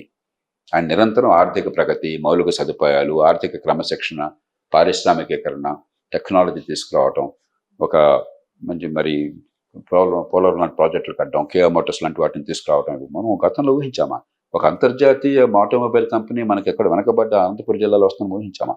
అలాంటి గట్టిగా ప్రాణం పెడతాడు ఆయన. ఆయనకి తపన ఉన్నది. ఆయన పట్ల అంతర్జాతీయ సమాజానికి, దేశంలో సమాజానికి నమ్మకం ఉన్నది. కాబట్టి జరుగుతుందన్న విశ్వాసం ఉన్నది. దాంతో కొంత జరుగుతుంది. కానీ ఇప్పుడు ఆ విశ్వాసాన్ని నిలుపుకుని దానికి తగ్గట్టు పనులు చేయాలి. దానిలో ఒకటి ఆర్థిక క్రమశిక్షణ ఒక కీలకమైన అంశం, పెట్టుబడుల ప్రోత్సాహం మరో కీలకమైన అంశం, మౌలిక సదుపాయాల కల్పన ఒక కీలకమైన అంశం, చట్టబద్ధ పాలన ఒక కీలకమైన అంశం, విద్యని ఆరోగ్యాన్ని నిజంగా బాగు చేయడం, ఊరికే డబ్బులు ఖర్చు పెట్టడం కాదు, విద్యలో కూడా ఖర్చు పెడుతున్నాం. మంచి విద్య ప్రతి కుటుంబానికి అందించి పేద కుటుంబంలో ఉన్న నా పిల్లలు బాగుపడతారు నమ్మకాన్ని కలిగించడం కీలకమైన విషయం. మంచి ఆరోగ్యం ఒక కీలకమైన విషయం. పట్టణీకరణ అంటే కేవలం మహానగరాలకి పరిమితం కాకుండా ఎక్కడెక్కడ పట్టణాలు వచ్చి లక్షల మందికి ఈ రెక్కాడితే డొక్కాడిన వాళ్ళకి ఉపాధి కల్పించడం కీలకమైన అంశం. అవన్నీ చేస్తారన్న నమ్మకం ప్రజలకు ఉంది. ఆ నమ్మకాన్ని నెరవేర్చే బాధ్యత ప్రభుత్వానికి ఉన్నది. ఆ ప్రభుత్వంతో కలిసి ఈ ప్రజాసేవకులంతా కూడా, ఉద్యోగులంతా కూడా మనం ఎట్లా ప్రజల ఆకాంక్షలు నెరవేరుద్దాం, ఈ పన్నుల డబ్బుతో ఎక్కువ ప్రయోజనాలు చేద్దామని ఆలోచించాలి. కానీ ఎట్లా తెగబడి దోచుకుందాం, ఎట్లా ప్రభుత్వాన్ని బ్లాక్మెయిల్ చేద్దాం, ఎట్లా బస్తీ మీద సవాలని చెప్పి అందాం, రాజకీయ పార్టీలు ఎలాగో తనుకుంటున్నా తిట్టుకుంటాం, మనం కూడా అలా బూతులు ఎట్లా మాట్లాడదాం, ఇదా పరిపాలన అంటే? ఉద్యోగులు క్రమశిక్షణకు పాల్పడాలి, బాధ్యతతో వ్యవహరించాలి, ప్రజల పట్ల నిబద్ధతతో పనిచేయాలి. సో చంద్రబాబు గారు ఏం చెప్తారంటే, సార్ వస్తున్నారు పెట్టుబడిదారులు, కానీ మళ్ళా ఒక బూచి అనేది ఉందని చెప్పి అనుమానిస్తున్నారు. ఇది కొంచెం ప్రమాదకరం అని అంటున్నారు. అందుకని ఎప్పుడు కూడా ఒక దెబ్బ తగిలిన తర్వాత కొంచెం వన్స్ బిటన్ ట్వైస్ షై అంటారు. ఒకసారి దెబ్బ పడ్డాక రెండోసారి కొంచెం జాగ్రత్తగా ఉంటారు. ఎప్పుడు దేశంలో ఎక్కడ ప్రభుత్వాలు చేయని రీతిలో గతంలో చేసినవి తుంచేయటమే బాధ్యతగా ఎప్పుడైతే చేశారో, అమరావతి ఆపేశాం, పోలవరం నడవనేమో, కియా మోటార్స్ వాళ్ళకి ఇబ్బందులు పెడదాం, అమరరాజా బ్యాటరీస్ వాడు అంతు తేలుద్దాం, అన్ని చోట్ల కూడా మనం సంపద సృష్టికి వ్యతిరేకంగా ఇష్టం వచ్చినట్టు చేయబట్టి కొంత భయం ఉంటుంది. అదివరకు ఏ ప్రభుత్వాలు కూడా ఆ పని చేయాల. వాళ్ళు గొప్పగా చేసిన చెప్పిన గతంలో జరిగిన మంచిని కొనసాగించారు. అందుకే ఆంధ్రప్రదేశ్లో ప్రజలు ఇంత గట్టిగా తీర్పిచ్చారు. దీని నుంచి పాఠం నేర్చుకోవాలి. దీని నుంచి అన్ని పార్టీలు పాఠాలు నేర్చుకోవాలి. ప్రజలు అప్రమత్తంగా ఉండాలి. ఎవరికైనా ఓటేయండి, రాజకీయంలో పోటీ అవసరం. కానీ ఊరికే గాలివాటంగా కాసేపట్టు గుడ్డిగా వెళ్ళిపోతే చివరికి ఆ గుడ్డితనంతో నాశనం అయ్యేది ప్రజలు. ఎన్నికైన వాళ్ళకి ఏం నష్టం లేదు. ఏ ఒక్క ఎమ్మెల్యేకి, ఏ ఒక్క ఎంపీకి, ఏ ఒక్క మంత్రికి, ఏ ఒక్క ముఖ్యమంత్రికి ఎన్నికలు గెలిచినా ఓడినా వాళ్ళ జీవితంలో మౌలికమైన తేడా లేదు. మానసికంగా తేడా ఉండొచ్చు, కానీ పదవుల్లో ఉన్నాం లేదని చెప్పని వీళ్ళందరూ హాయిగా గౌరవంగా బతకగలరు. ఇది వాళ్ళ బతుకుల్ని గురించి కాదు, సామాన్యుల బతుకుల్ని గురించి. ఇప్పుడు ఆయన చెప్పేది ఏంటంటే, పెట్టుబడులు రావాలంటే మళ్ళా ఆ బూచి రాదు అని మన కాన్ఫిడెన్స్ లెవెల్ కల్పించాలి. అది వాస్తవం, అది వాస్తవం. కానీ అది సమాజ పరిణతిని బట్టి ఉంటుంది. నాకు భారతీయ సమాజం పట్ల, తెలుగు సమాజం పట్ల నమ్మకం ఉన్నది. కొన్ని తప్పుల నుంచి పాఠాలు నేర్చుకుంటాం. కాబట్టి రేపొద్దున ఇలాంటి ధోరణులు ఉంటే వాళ్ళని మనం ఎన్నుకోం. ఈ పార్టీలు కూడా, వైకాపా కూడా ఈ పాఠాలు నేర్చుకుంటుంది. ఏ పార్టీ అయినా కూడా. వైకాపాలో ఒకరిది నేర్చుకోకపోతే మిగతా వాళ్ళు నేర్చుకున్నట్టుగా ఒక పార్టీ అనేది కేవలం ఒక మనిషి సొంత ఆస్తి కాదు కదా. లక్షలాది మంది కార్యకర్తలు, వందలాది మంది నాయకులు, వీళ్ళందరూ ఇంకిత జ్ఞానం ఉన్నవాళ్ళు గతం నుంచి పాఠాలు నేర్చుకుంటారన్న విశ్వాసం నాకుంది. పాఠాలు నేర్చుకోకపోతే తిరస్కరించే బాధ్యత ప్రజలకు ఉన్నది. సో పరిపాలన ఏ విధంగా ఉండకూడదు అనేటువంటి దాన్ని తీసుకొని దాని మీద స్టడీ చేయాలి అని అంటారు. జగన్మోహన్ రెడ్డి పరిపాలన మీద అంత ఒక రకంగా తప్పులేంటో, తప్పులు ఇప్పుడు గతంలో ఏ తప్పులు తీసుకోవాలంటారు. ఆ తప్పుల నుంచి పాఠాలు నేర్చుకోవాలి. ఉదాహరణ సంక్షేమాన్ని మోదీ ప్రభుత్వం కానీ, జగన్మోహన్ రెడ్డి ప్రభుత్వం కానీ చాలా బలంగా అందించారు, సంతోషం. దాని నుంచి పాఠాలు నేర్చుకుందాం. అలాగే తప్పులు చాలా చేశారు, ఆ తప్పుల నుంచి మళ్ళీ జరగకుండా ఏర్పాట్లు చేసుకుందాం. తప్పులు చేయాలి. ఏ ప్రభుత్వం అయినా సరే అన్ని పార్టీలకు వర్తిస్తుంది, అన్ని ప్రభుత్వాలకు వర్తిస్తుంది. అసలు ఢిల్లీ వెళ్ళారు చంద్రబాబు నాయుడు గారు సీఎం అయిన తర్వాత. వచ్చిన తర్వాత అమరావతికి ఏదో ఫండ్స్ వచ్చేస్తున్నాయి, పోలవరానికి ఫండ్స్ వచ్చేస్తున్నాయి అనేటువంటిది ఒక చెప్పారు. ఇంతకుముందు మీరు ఫ్యాక్ట్ ఫైండింగ్ అనేది ఒకటి పెట్టారు సార్. మీరు ప్రజలకు క్లారిటీ ఇవ్వడానికి అలా ఫ్యాక్ట్ ఫైండింగ్ ఏమన్నా ఆలోచన ఉందా మీకు? ఆల్రెడీ 2018లో ఇచ్చాం నివేదిక. మళ్ళీ త్వరలో ముఖ్యమంత్రి గారిని, ఉప ముఖ్యమంత్రి గారిని, విద్యా, ఆరోగ్య, పట్టణాభివృద్ధి శాఖలని కలవబోతున్నాం. ఎందుకంటే ఈ దేశంలో, మన తెలుగు రాష్ట్రంలో ఇప్పుడున్న పరిస్థితుల్లో ఆర్థికంగా భారం లేకుండా అత్యద్భుత ఫలితాలు ప్రజలందరికీ, సామాన్యుల జీవితాలు మార్చేట్టుగా ఎలా ఇవ్వాలని చెప్పన్నది చాలా కసరత్తు చేస్తున్నాం. ప్రభుత్వాలు పని చేయాలి. వారితో కూర్చుంటాం. అలాగే ఇప్పుడు లేటెస్ట్ సమాచారం ప్రభుత్వం కొంత క్రమక్రమంగా వైట్ పేపర్స్లో బయటపెడతాం. ఈ 5 ఏళ్లలో ఏం జరిగిందో మనకు కొంత తెలుసు, కొంత తెలియదు. అది కూడా పరిగణలోకి తీసుకోవాలి. ఇప్పటికే ముఖ్యమంత్రి గారితో నేను ఒకసారి చాలా క్లుప్తంగా మాట్లాడడం జరిగింది. జాతీయ స్థాయి నుంచి కూడా మన రాష్ట్ర హక్కుల్ని కాపాడుకోవడం కొన్ని అంశాలు మనం మర్చిపోకుండా చేపట్టాల్సి ఉన్నాయి. ఖచ్చితంగా ఈ ప్రభుత్వం వాటిని చేపడతాను నమ్మకం ఉన్నది. మనందరం కూడా, ఇది ప్రభుత్వం నేను ఇందాక చెప్పాను, ఎన్నికైన ప్రభుత్వం ఏ రాష్ట్రంలో అయినా, ఏ దేశంలో అయినా, ఏ పార్టీ అయినా, ఇది కేవలం వారి సొంత వ్యవహారం కాదు. జగన్మోహన్ రెడ్డి ముఖ్యమంత్రి అయినా, ఇలా చంద్రబాబు నాయుడు గారు ముఖ్యమంత్రి అయినా సరే, నేను ఆనాడు కూడా వాళ్ళదే అనుకోలే, ఇది మనదే అనుకున్నాను నేను. ఏ ప్రభుత్వం అన్నా కూడా పౌరులందరూ కూడా బాధ్యత ఎంతో కొంత తీసుకోవాలి. కాబట్టి నాలాంటి వాళ్ళం పదవులు ఏమో అక్కర్లా, కానీ బాధ్యత తీసుకుంటాం, చేతనైన మేరకు చేస్తాం. కానీ అల్టిమేట్గా ప్రభుత్వం చేతుల్లో ఉన్నది. ఆ ప్రభుత్వం ఆ పని చేస్తుందని విశ్వాసం నాకు ఉన్నది. జాతీయ స్థాయిలో రాష్ట్రంలో ప్రభుత్వాలందరినీ కూర్చోబెట్టి ఏది సాధ్యమో, ఆచరణ సాధ్యమైన మేరకు మనం సాధిద్దాం. సార్, ఈ మధ్యకాలంలో విశాఖ ఉక్కు ప్రైవేటీకరణ అనేది వచ్చింది. దాని మీద మీ ఒపీనియన్ ఏంటి? నేను ఎప్పుడో చెప్పాను, పిల్లి నల్లదా తెల్లదా మనకు అనవసరం, పిల్లి ఎలుకల్ని పట్టిందా లేదా కావాలి నాకు. ప్రభుత్వ రంగము అని మళ్ళీ వాడిని ఎత్తున పెట్టుకుని వాడికి జీతాలు, వాడికి బత్యాలు, వాడికి పెన్షన్లు, వాడి మరొకటి ఉత్పత్తి లేదు, రేటు మంచిది కాదు. నాకెందుకండి ఇది? నాకు కావాల్సింది మార్కెట్లో స్టీల్ ఉత్పత్తి. నేను ఇల్లు కట్టుకోవాలంటే, ఇల్లు రిపేర్ చేసుకోవాలంటే ఏ రేటుకి వస్తుంది, ఏ నాణ్యతతో వస్తుంది. సుబ్బారావు గారు స్టీల్ నాకు అతి తక్కువ ఖర్చుతో మంచి నాణ్యత ఇచ్చారనుకోండి, ప్రభుత్వం దానికి 2 రెట్లు ఖర్చు పెట్టి నాకు ఇచ్చిందనుకోండి, నాకు ఏది కావాలి? తక్కువ నాణ్యత సో నాకు కూడా ప్రభుత్వం తక్కువ. ప్రైవేట్ నాకెందుకు? నాకు అనవసరం అది. ప్రజలకు కూడా అంతే. ఇది మీ సమస్య, ప్రజల సమస్యగా మారుస్తున్నారు. పోనీ మీ పని మీరు బ్రహ్మాండంగా చేస్తున్నామండి అనుకున్నారా? మీ పని మీరు చేయట్లా. ఇప్పుడు దాకా చర్చించింది అదేగా మనం. అవును. మీ వల్ల ఏ పనులు జరగాలో మీరు తప్ప వేరే దిక్కు ప్రజలకు లేదు, ఆ పనులు జరగట్లా. అవన్నీ విస్మరించేసి ఇవన్నీ నేను పట్టుకుంటానంటున్నారు. బ్యాంకులు నీ చేతుల్లో కావాలి. గతంలో బ్రెడ్ కూడా మీ చేతుల్లోనే, మోడర్న్ బ్రెడ్ కంపెనీ ఒకటి ఉండేది. సబ్బులు మీ చేతుల్లో, మైసూర్ శాండల్ కంపెనీ. స్టీల్ మీ చేతుల్లో, సిమెంట్ మీ చేతుల్లో, బట్టలు మీ చేతుల్లో. ఎందుకే ఇది? ఉత్పత్తి చేసేవాళ్ళు ఎంతమంది చేస్తే అంతమంది చేయమనండి. నాకు ఇష్టమైతే ఆయన కొంటాను, అయితే ఆయన కొంటాను. నా ఇష్టం అది, నాకు నా ఓపికను బట్టి. కాబట్టి ప్రభుత్వ రంగం అన్నది ప్రభుత్వంలో ఉన్న వాళ్ళ ప్రైవేట్ రంగంగా మారిపోయింది. ఈ మాటలు చాలా జాగ్రత్తగా చెప్తున్నాను. పబ్లిక్ అనేది పబ్లిక్ సంబంధం లేదు. ఇది అవును. పబ్లిక్ డబ్బులు లాగేసుకుంటున్నారు. ఉదాహరణకు గత 5 ఏళ్లుగా 6 ఏళ్లుగా 7 ఏళ్లుగా 5 లక్షల కోట్ల రూపాయలు బ్యాంకుల్లో ప్రజల పన్నుల డబ్బుల్ని పెట్టాల్సి వచ్చింది. ఎందుకని? ప్రభుత్వ రంగ సంస్థ, పేరుకి మన సంస్థ. వాళ్ళు ఇష్టం వచ్చినట్టు పందేరాలు చేశారు. బ్యాంకులు ఖాయిలా పడ్డాయి. బ్యాంకులు ఖాయిలా పడితే ఆర్థిక వ్యవస్థ కొప్పుకోలిపోతుంది. మన కర్మ. కాబట్టి మన పన్నుల డబ్బుల నుంచి ఇచ్చారు. ఇది ప్రభుత్వ రంగం అంటే జరిగేది. Yeah. కానీ దీన్ని సెంటిమెంట్ కోణంలో ఆంధ్రుల హక్కు అనే ఎగ్జాక్ట్లీ. యాంగిల్ ఇది కూడా ప్రజల అమాయకత్వాన్ని ఆసరాగా చేసుకుని, ప్రజలు తేలిగ్గా మోసపోతారు కాబట్టి దాన్ని ఆసరాగా చేసుకుని కొన్ని నినాదాలు వాడి మనం ప్రజల్ని మభ్యపెడుతున్నాం. అందుకనే నేను చివరికి ప్రజల్ని మేలుకోమని నేను కోరేది. నేను ఇంత విపులంగా ప్రతి విషయం ఎందుకు చెప్తున్నా అంటే ప్రజల్ని మేలుకోమని చెప్పాను. సబ్బు ఉత్పత్తి ఎక్కడైతే మీకేం కావాలా? సబ్బు నాకు నొరగిస్తోందా? నాకు నచ్చిన సబ్బా? రేట్ ఎంత ఉంది? బట్టలు ఎక్కడ ఉత్పత్తి నాకేం కావాలా?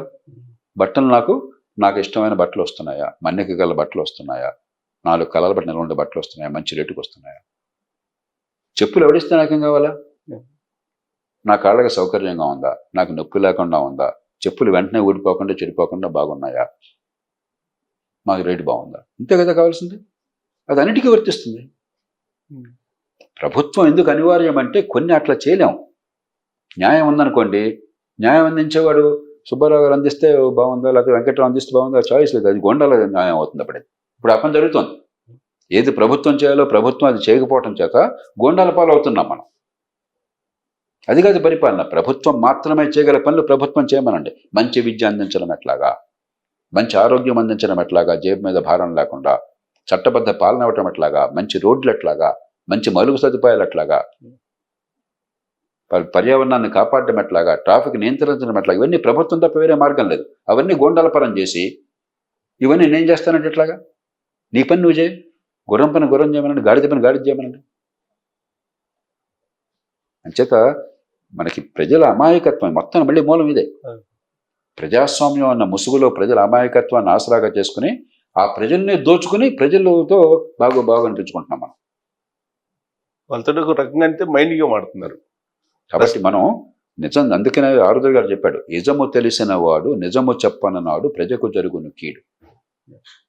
విపులంగా ఈ మర్మాలు విడిచేసి పబ్లిక్ సెక్టర్ ఏంటి అర్థం లేదు, ఇది ఏంటి అని ప్రజలకు అర్థమైతే అప్పుడు ప్రజలు మేలుకుంటారు. ఒక్క రోజున అందరూ మేలుకోకపోవచ్చు. అలాంటి వాళ్ళు ఎందుకు ఇన్నేళ్లుగా ఇన్ని దశాబ్దాలుగా తపన పడుతున్నాం? ఇవాడు కాకపోతే రేపైనా తెలుసుకుంటారు. 30 ఏళ్ల క్రితం కంటే ఇవాళ చాలా ఎక్కువ మంది తెలుసుకుంటారు. ఇంకో 5-10 ఏళ్ళు ఇంకా బాగా ఎక్కువ మంది తెలుసుకుంటారు. అందరూ తెలిసినాడు ఈ మోసాలకి మూర్ఖత్వానికి తావుండదు. మరొక అంశం ఏంటంటే సార్, ఆంధ్రప్రదేశ్లో సివిల్ సర్వెంట్లు లక్ష్మణ్ రేఖను దాటిపోయారు గతంలో. ఇప్పుడు వాళ్ళని ఏం చేయాలి అనేది చాలా గడ్డు సమస్య. ఇది తేలికైన విషయం కాదు. రాజును మించిన రాజభక్తి చూపెడుతున్నారు. ఒక్కరోజు దీన్ని బాగు చేయడం. ఖచ్చితంగా అదుపు తప్పి నేరాలుగా పాల్పడిన వాళ్ళని శిక్షించాలి, తీసేయాలి. నాకేం అనుమానం లేదు. ఉదాహరణకు మహారాష్ట్రలో అక్కడ ఒక అమ్మాయి ఇంకా ట్రైనింగ్లో ఉండగానే ముందేమో అన్యాయంగా అక్రమ సర్టిఫికేట్ వచ్చిందట ఐఏఎస్లోకి. వచ్చాక ఆవిడేమో కోటీశ్వరాలు కూడా నాకు డబ్బులు లేదని చెప్పింది, క్రీమీ లేయర్ కింద రావడం కోసం చెప్పని. అదైన తర్వాత అది కూడా చాలకుండా ట్రైనింగ్ ఉండగా నాకు కారుకి లైట్ కావాలో, నాకు అది కావాలి ఇది కావాలన్నట. నేను జిల్లా కలెక్టర్గా మొట్టమొదటి చేసే పని ఎప్పుడు లైట్ తీసేయటం. రాజభవన్లోనే ఉండగా మొట్టమొదటి చేసిన పని ఎంబ్లం తీసేయటం కారుకి. మోడీ ఇప్పుడు చేసినట్టున్నారు, మీరు ఎప్పుడే చేసింది. ఇది పద్ధతులు కాదు. మనం నమ్రతగా ప్రజలకు సేవ చేయాలి. మా డ్రైవర్ కూడా గొడవ పెట్టాడు, సార్ మనకి లైట్ లేకపోతే ట్రాఫిక్ లాట్ ఉంది. నష్టమేం లేదయ్యా, జిల్లా కలెక్టర్ ఏమి రాజు కాదు, వాడేమి ఆకాశం దిగిపడలేదు. మనం కూడా మామూలు మనుషులు, కొంచెం నమ్మకంగా ఉన్నాం. అంతగా ప్రజల పని కోసం వెళ్లాల్సి ఉంటే నా మొహం చూస్తే ఎవరో ఒకరు పంపిస్తాడు, కంగారు పడబాకు నువ్వు అని లైట్లు పెట్టడం కాదని చెప్పేవాడు. ఆ అమ్మాయిని తీసేయాలని నేను కోరుకుంటున్నాను. కాబట్టి అధికార దుర్వినియోగం ఎవరు చేసినా ఖచ్చితంగా శిక్షిద్దాం. కానీ వ్యవస్థ గందరగోళమైనప్పుడు దాంతోపాటు 2 ముఖ్యమైన విషయాలు గుర్తుంచుకోవాలి. సమర్థుల్ని మీరు నిజంగా ఉపయోగించుకుంటున్నారా? నాకు అనుచరుడుగా ఉన్నాడు, నా కులంగా అనుకూలంగా ఉన్నాడు, నా కాళ్ళు పట్టుకుంటున్నాడు, నేనేం చెప్తే చేస్తున్నాడు, వాళ్ళని తీసుకుంటున్నారు. లేదా ప్రజల కోసం ప్రాణం పెట్టేవాళ్ళు, సమర్థులు, నిజాయితీ గల వాళ్ళు, దీర్ఘకాల ప్రయోజనం గురించి ఆలోచించేవాళ్ళు, వాళ్ళని మీరు ఉపయోగించుకుంటున్నారా? 1. 2, ఒక పార్టీ ముఖ్యమంత్రి ప్రభుత్వంలో ఉండగా పనిచేసిన వాళ్ళంతా చెడ్డవాళ్ళు కాదు.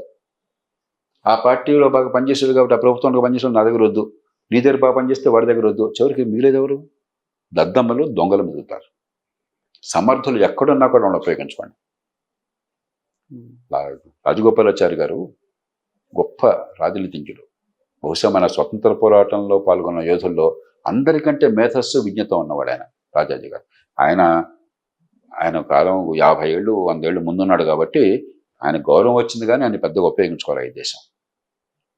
1967లో మన డిఎంకే అధికారంలోకి వచ్చినప్పుడు కాంగ్రెస్ని ఓడించి అన్నాదురై గారు ఆయన దగ్గరికి వెళ్ళాట. రాజాజీ గారి పెద్ద ఆయన, మరి చాలా గొప్ప రాజనీతిజ్ఞుడు, మేధస్సు ఉన్నవాడని.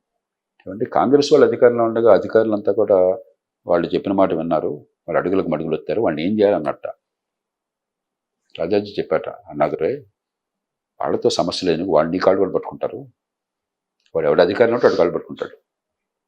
ఆనాడు వాళ్ళు ఏం చెప్పినా కూడా ఎదిరించి ప్రజల కోసం నిజాయితీగా నిలబడ్డవాళ్ళు ఉన్నారు. వాళ్ళని గౌరవించుకో, వాళ్ళని ఉపయోగించుకో. ఆ పార్టీ ఈ పార్టీ ఆలోచించుకో. సమర్థులు, నిజాయితీపరులు ఎక్కడున్నా కూడా వాళ్ళని ఉపయోగించుకొని చెప్పాట. ఇప్పుడు కూడా నేను అందరినీ కోరేది అదే. చాలా పరిమితమైన సంఖ్యలోనే సమర్థులు, నిజాయితీపరులు, సమాజం పట్ల అనురక్తి ఉండి చిత్తశుద్ధి ఉన్నవాళ్ళు, ఈ 3 లక్షణాలు ఉన్నవాళ్ళు చాలా కొద్ది మంది మిగిలారు. నేను పచ్చిగా చెప్తున్నాను. ప్రాబ్లం కూడా అదే సార్. నిజాయితీ ఎక్కువ మందిలో ఉండొచ్చు, సమర్థత కూడా నిజాయితీ చాలా తక్కువ మందిలో ఉంది. ఈ 2తో పాటు ప్రజాసేవ తత్పరత, ప్రజల జీవితాలు బాగుపడాలి అందుకోసం ఉన్నామని చెప్పిన భావన ఉన్నవాళ్ళు, ఈ 3 ఉన్నవాళ్ళు బహు కొద్ది మంది. వాళ్ళని ప్రాణం పెట్టండి, ఉపయోగించుకోండి. ఏ పార్టీ అయినా, ఏ కులమైనా, ప్రభుత్వంలో ఉన్నా, బయట ఉన్నా, సమాజంలో ఉన్నా వాళ్ళని ఉపయోగించుకోండి. వాళ్ళు మీకు నిజంగా ఈ సమాజానికి మంచి చేసేవాళ్ళు. అంతేగాని మీ కాళ్ళు మొక్కేవాళ్ళు, ఆశ్రిత పక్షపాతం చూపేవాళ్ళు, అధికారం అంటే మీ పక్కకు వచ్చేవాళ్ళు, మీకు అధికారం లేకపోతే చెల్లాచెదిరేవాళ్ళు, వాళ్ళు కాదు మీకు కావాల్సింది. ఎప్పుడు నిశ్చలంగా ఉండేవాళ్ళు, నిలకడగా ఉండేవాళ్ళు, నిజాయితీగా ఉండేవాళ్ళు, ధర్మం తప్పని వాళ్ళు, సమాజహితం కోసం ప్రాణం పెట్టేవాళ్ళు, సామర్థ్యం ఉన్నవాళ్ళు, సంకల్ప బలం ఉన్నవాళ్ళు, చిత్తశుద్ధి ఉన్నవాళ్ళు ఉన్నారు సమాజంలో. వాళ్ళని ఉపయోగించుకోండి. ఎంతకంటే ఏం చెప్పకండి. నేను కొత్తగా ఏం చెప్పలా. అంటే కొత్తగా కాకపోయినా సార్, మీరు ఐఏఎస్ ఉన్నప్పుడు మీరు ఇందాక చెప్పారు, గవర్నమెంట్ చెప్తే ఉద్యోగుల్ని అరెస్ట్ చేయమని చెప్పి జైల్లో పంపించమని చెప్తే నో అని చెప్పారు. మీరు యాజ్ పర్ ద రూల్ చెప్పారు. దానికి ఆనాటి ప్రభుత్వం కానీ ముఖ్యమంత్రి గారు కానీ ఏంటో నా కలెక్టర్ నా మాట లేదని చెప్పి అనుకోలా. నేను కాంగ్రెస్ ప్రభుత్వం అన్నా, టీడీపీ ప్రభుత్వం అన్నా, మరో ప్రభుత్వం అన్నా కూడా అందరు ముఖ్యమంత్రులతో పనిచేశాను. ఎన్నో సందర్భాల్లో అది సరైనది కాకపోతే నేను గట్టిగా ఎదురు తిరిగాను. ఒక్కళ్ళు దానికి తప్పు అట్లా గౌరవించారు, కానీ ఇవాళ ఆదరించారు, ఉపయోగించుకున్నారు. కానీ ఇవాళ పరిస్థితి, ఇప్పుడు జగన్మోహన్ రెడ్డి ఉన్నప్పుడు 10-15 మంది ఐఏఎస్లు కానీ ఐపీఎస్లు కానీ వాళ్ళు ఈయన చెప్పిన దాన్ని ఇంకొంచెం ఎక్కువ చేసి అసలు రాజ్యాంగ విరుద్ధంగా చేశారంటారు. రాజుని మించిన రాజభక్తి చూపెట్టారు. ఖచ్చితంగా తీవ్రమైనటువంటి దుశ్చర్యలకు పాల్పడితే కఠిన శిక్ష ఉండాలి, ఉద్యోగాల నుంచి పీకి పారేయాలి. రాష్ట్ర ప్రభుత్వానికి అధికారం ఉందా సార్? Civil service. కానీ మీకు ఆధారాలు ఉంటే జాతీయ స్థాయిలో నిర్ణయం తీసుకోవాలి. ఆర్ఎండ్ఏ సర్వీసుల మీద రాష్ట్ర ప్రభుత్వానికి తీసేసే అధికారం లేదు. కానీ మీరు పక్షపాతానికి లొంగకుండా, కులానికి లొంగకుండా, అందరి మీద ఘాటు వేయకుండా, ఎందుకంటే వ్యవస్థ గందరగోళంగా ఉన్నప్పుడు అందరి మీద అస్త్రం వేస్తే ఉపయోగం లేదు. వాళ్ళు నిజంగా బలమైన ఆధారాలు ఉండి నిజంగా ప్రజా ప్రయోజనాన్ని బాగా మంట కలిపిన వాళ్ళు, గట్టి వాళ్ళని గుర్తించండి. వాళ్ళ మీద చట్టబద్ధంగా, సమర్థంగా, నిజాయితీగా, నిష్పాక్షంగా చర్యలు తీసుకోండి. అలా కాకుండా మళ్ళీ ఊరికే వీడొచ్చి వాళ్ళందరి మీద, వాడొచ్చి వీళ్ళందరి మీద చేస్తే అంతా అదొక డ్రామా అయిపోతుంది. పరిపాలన కోసం మిమ్మల్ని పెట్టారు, పరిస్థితులను బాగు చేస్తారని పెట్టారు. కానీ ఇదంతా ఊరికే ఈ చెత్త చెదారం పట్టుకుని వేలాడతారు నన్ను బెట్ల. కాబట్టి ముందు మీ పరిపాలన మీద దృష్టి పెట్టండి. ఖచ్చితంగా ప్రజా ప్రయోజనాన్ని దెబ్బకొట్టి అవినీతికి విశృంఖలంగా పాటుపడిన నేర సమానమైనటువంటి పనులు చేసినా, లేకపోతే అధికార దుర్వినియోగం తీవ్రంగా చేసినా ఖచ్చితంగా వాళ్ళని దండించండి. కానీ అదే పనిగా ధ్యాస పెట్టుకోబోకండి, సమయం వృధా చేయబోకండి. కానీ ఇక్కడ తెలంగాణలో కానీ ఆంధ్రప్రదేశ్లో కానీ సార్ కేసీఆర్ ఏమో రిటైర్డ్ పీపుల్ తీసుకొచ్చి ఓఎస్టీలుగా పెట్టుకుని రకరకాల పోస్టులు ఇచ్చి ఆయన చేశారు. ఇక్కడికి వచ్చేటప్పటికి డిప్యుటేషన్ మీద తీసుకొచ్చుకున్నారు చాలా మందిని రకరకాల కారణాలతో. ఇప్పుడు వాళ్ళే ఎక్కువగా ఆరోపణలు ఎదుర్కొంటున్నారు. ఇప్పుడు రెండు మంచి పద్ధతులే, సమర్థుల్ని మంచి వాళ్ళని పెట్టుకుంటే. కాబట్టి ఇప్పుడు మీరు తెలుగు వాళ్ళైతే బ్రహ్మాండంగా ఉంటారు, బయట వాళ్ళైతే బ్రహ్మాండంగా ఉంటారు, అది లేదు. బయట వాళ్ళు బాగుంటారు, తెలుగు వాళ్ళు అది లేదు. లేకపోతే ఇతర రాష్ట్రాల నుంచి వచ్చిన వాళ్ళు బాగుంటారు, ఇక్కడ అది లేదు. మనిషిని బట్టి పండుగ, నిజాయితీ, సామర్థ్యం, చిత్తశుద్ధి, ఈ మూర్తిని బట్టి పండుగానే వాడి కులం ఏంటి, వాడు వేరే రాష్ట్రం వాడా, ఈ రాష్ట్రం వాడా, డెప్యుటేషనా కాదా, లేకపోతే ప్రభుత్వం బయట ఉన్నవాడా, సమర్థుల, అవన్నీ మనం ఎవరు సమర్థులైతే ఎవరి వల్ల ప్రజలు మంచి అంటే వాళ్ళని పూజించండి, ఉపయోగించుకోండి. కొంతమంది ఏమో విఆర్ఎస్లో వెళ్ళిపోతున్నారు, మరి కొంతమంది ఏమో మళ్ళా వాళ్ళ మదర్ డిపార్ట్మెంట్కి వెళ్ళాలని ప్రయత్నం చేస్తున్నారు. అలా తప్పించుకోవచ్చా ఇప్పుడు ఇక్కడ చేసిన అరాచకాలని, లేదంటే వాళ్ళు ఎదుర్కొన్న చెప్పాను కదా. ఇప్పుడు కొన్ని కేసుల్లో బలమైన ఆధారాలు ఉంటే గట్టిగా ఆధారాలు సేకరించి శిక్ష పడేట్టు చేయండి, మిగతా అన్ని వదిలేండి, ఎవరికి ముందు పంపించండి, పోయే వాళ్ళు పని. ఒక ఉన్నతాధికారి అవినీతికి పాల్పడుతున్నాడు, నాకు ఆధారాలు అంటే ముఖ్యమంత్రి గారికి చెప్పాను, ఆయన తీసేయండి అక్కడి నుంచి అని చెప్పాను. ఆయన సస్పెండ్ చేస్తున్నారు. మీరు సస్పెండ్ చేస్తే జరిగేది కాదు, మీరు సస్పెండ్ చేయగానే ఢిల్లీలో వెంటనే వాడికి మెడల్ ఇస్తారు, వీడు ఆ వార్తలు చూపెడతాడు. మన రాజకీయం అట్లా ఆనాడే అట్లా తగలడింది. మీ పార్టీ వేరు, వాళ్ళ పార్టీ వేరు, కాబట్టి మీరు సస్పెండ్ చేస్తే వాళ్ళకి మిత్రుడు. అలాంటి దుర్మార్గ వాతావరణం వచ్చింది. నాకు కావాల్సింది ఈ ప్రజల్ని రక్షించండి, నాకు ఇక్కడ వాడొద్దు, వాడి వల్ల ప్రజలకు అన్యాయం జరుగుతుంది. నమ్మశక్యమైన ఆధారాలు ఉన్నాయి, మీరు కూడా వెరిఫై చేయండి, వాడిని ఇక్కడి నుంచి కాపాడండి, పంపించండి చెప్పాను. ఎందుకంటే శిక్షలు తర్వాత చూద్దాం, మన దేశంలో ఉద్యోగాలు తీయడం అంత తేలిక కాదు, నేను పచ్చిగా చెప్తున్నాను. నిజంగా మీకు మనసు ఉంటే, మీకు రాజకీయ సంకల్పం ఉంటే, ధైర్యం ఉంటే, అక్కడ ఆధారాలు అంటే తీసేయచ్చుకోండి, అది అసాధ్యం కాదు, సుప్రీంకోర్టు తీర్పులు ఇచ్చింది. కానీ మీ దృష్టి దాని మీద కాకుండా ముందు ప్రజల్ని కాపాడడం మీద పెట్టండి. నిజంగా చాలా దారుణమైన ప్రవర్తన నుండి ఎగ్జాంపుల్ చూపెట్టాలంటే వాళ్ళని తీసేసి ఏర్పాటు చేయండి. అంతేగాని మధ్య మధ్యలో ఊరికే ఈ కాలయాపన చేసి అదే పనిగా దాని మీద చర్చ పెట్టి అసలు విషయాల మీద పక్కన పెట్టుకోకండి. అన్నింటినీ మించి సమర్థుల్ని వాళ్ళు ఉపయోగించుకుంటే మీరు కూడా ఉపయోగించుకోండి. చాలా కొద్ది మంది ఉన్నారు సమాజంలో సమర్థులు, ప్రజాసేవ తత్పరులు, నిజాయితీ ఉన్నవాళ్ళు, మంచి చేసేవాళ్ళు కొద్దిమంది ఉన్నారు. వాళ్ళందరినీ పోగొట్టుకోబోకండి, ఈ కులమనో ఆ వర్గం అని చెప్పాను, చాలా పొరపాటు. ఏర్కోవాలి నిజాయితీ, సేవ తత్పరత, తప్పదు, సమర్థత ఉన్న మూడు ఉన్నట్టు కాంబినేషన్, అంతే, ఇంకా వేరే మార్గం లేదు, ఉన్నది ఇది.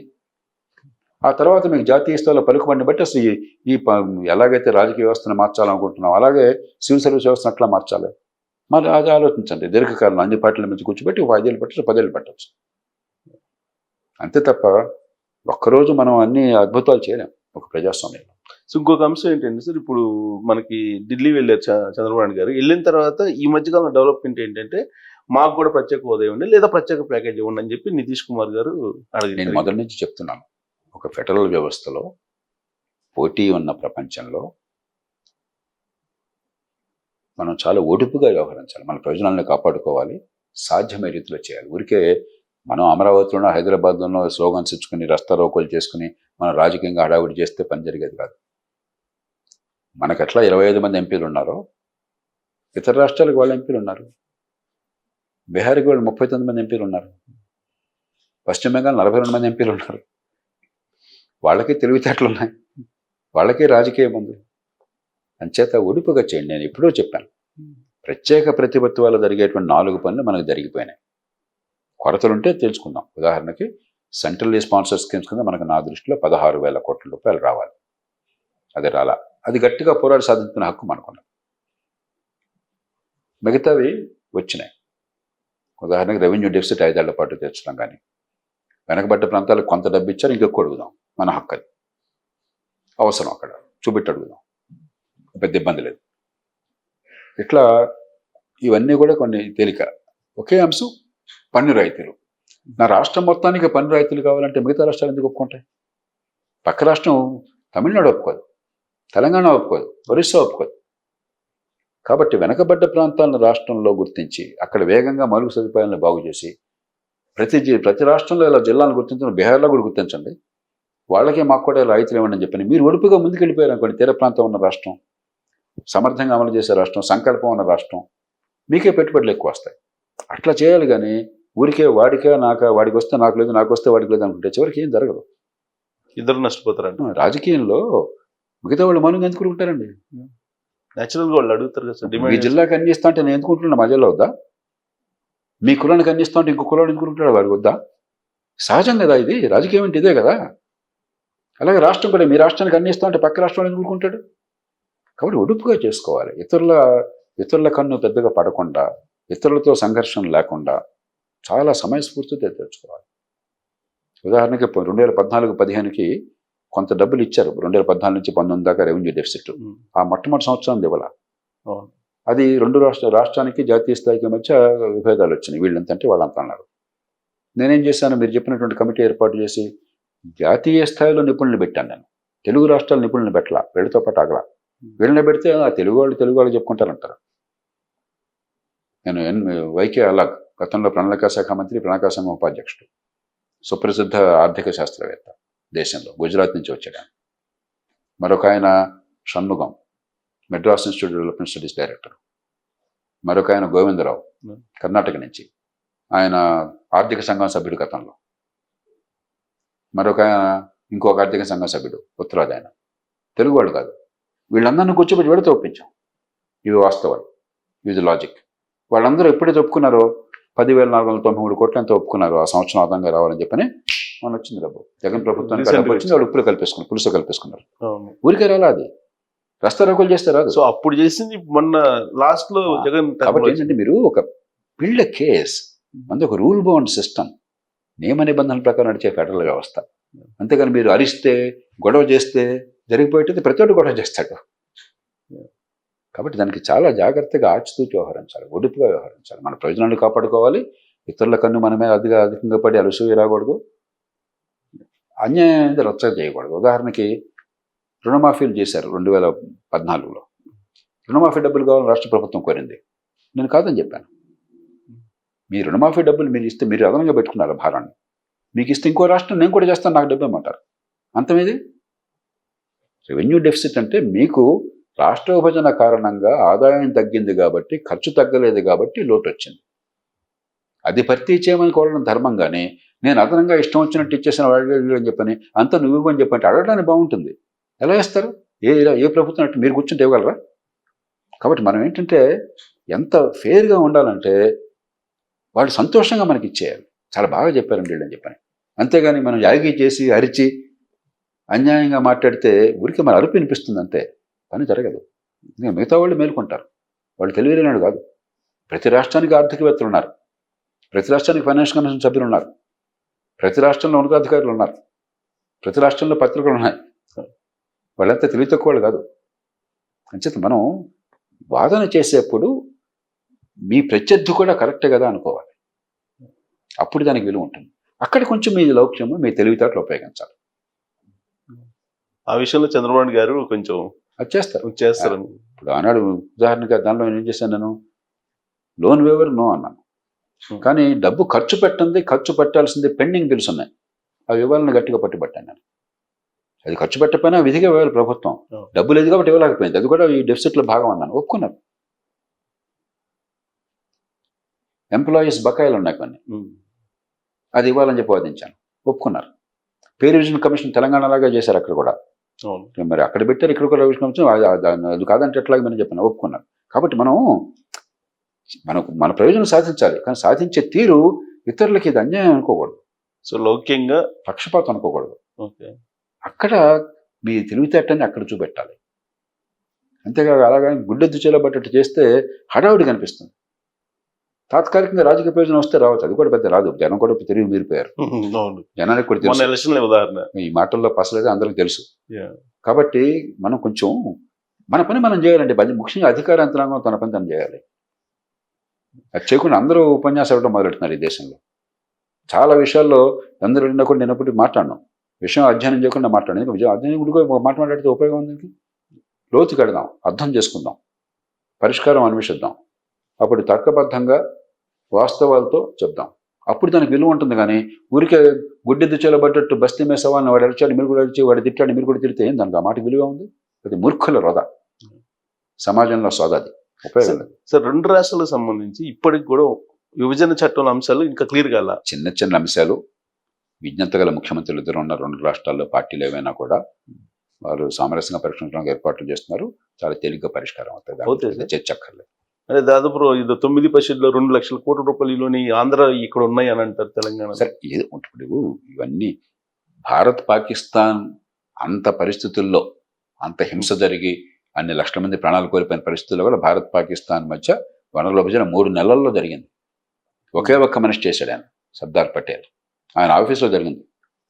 చాలామందికి ఈ సంగతి తెలియదు. దేశ విభజన ఇప్పుడు ఏం జరిగింది పనులు 3 నెలల కాలంలో పటేల్ గారి దగ్గర ఆయన ఆఫీస్లో మన దేశ హోంశాఖ కార్యదర్శి, పాకిస్తాన్ హోంశాఖ కార్యదర్శి ఇద్దరితో కూర్చున్నవాడు.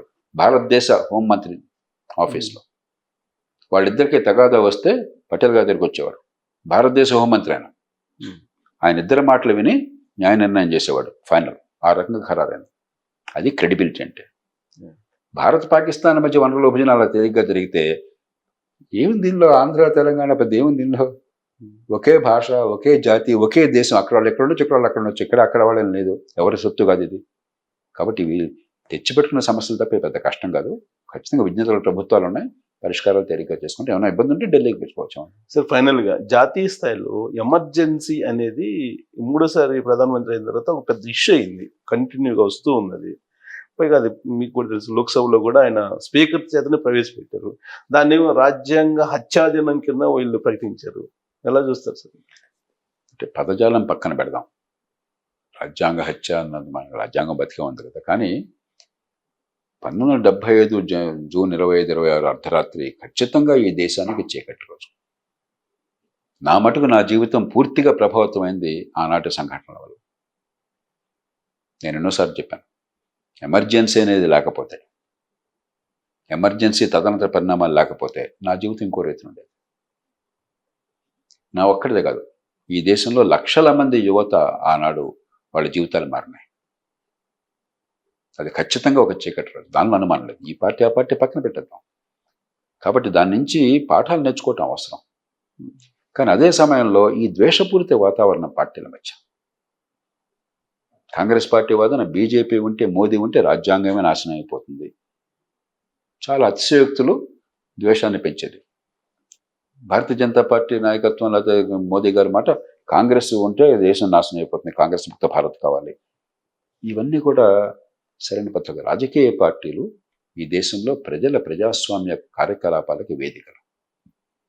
రాజకీయ పార్టీని డిస్క్రెడిట్ చేయొద్దు. పార్టీల్లో మార్పులు తేవాలి. పార్టీలు కుటుంబ పాలన ఉన్నమాట వాస్తవం, అవినీతి ఉన్నమాట వాస్తవం, ఎన్నికలు డబ్బులు ఖర్చు పెడుతున్నమాట వాస్తవం, గోండాలకు సీట్లు ఉన్నమాట వాస్తవం. ఇవన్నీ ఉన్నాయి. దానికి పరిష్కారాలు మనం వెతకాలి, పద్ధతులు ఉన్నాయి. దానికోసం ఇప్పుడు ఇన్నేళ్ళుగా చేస్తున్న ప్రయత్నంతో లోక్సత్తా అదే. అంతేగాని రాజకీయాన్ని, ఎన్నికల ప్రక్రియని, ప్రజాస్వామ్యాన్ని మీరు డిస్క్రెడిట్ చేస్తే దాని విశ్వసనీయత దెబ్బతింటే సమాజం దెబ్బతింటుంది, చివరికి హింస మిగులుతుంది. ఇవాళ అమెరికా లాంటి గొప్ప దేశం, అంత సంపన్న దేశం, అంత నాగరికత ఉన్న దేశం, డొనాల్డ్ ట్రంప్ ఆయన పార్టీ, జో బైడెన్ ఆయన పార్టీ మధ్య శృతిమించినటువంటి ద్వేషం రావడంతో ఏమైంది? చివరికి ఆయన ప్రాణం చేయడానికి సిద్ధపడ్డాడు. చాలా త్రుట్లో తప్పింది. ఇక్కడ తగిలింది, ఇక్కడ తగలటం ఏముంది? ఒక అంగుళం 2 అంగుళాలు అటు అయితే ప్రాణం పోయింది.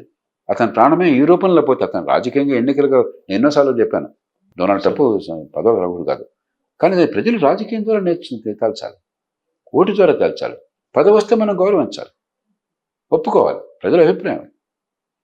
అంతేకాని వాడి ఇష్టం లేదు కాబట్టి వాడిని చంపేస్తాను, వీడి ఇష్టం వాడు చంపేస్తాను, ఇది పద్ధతి కాదు.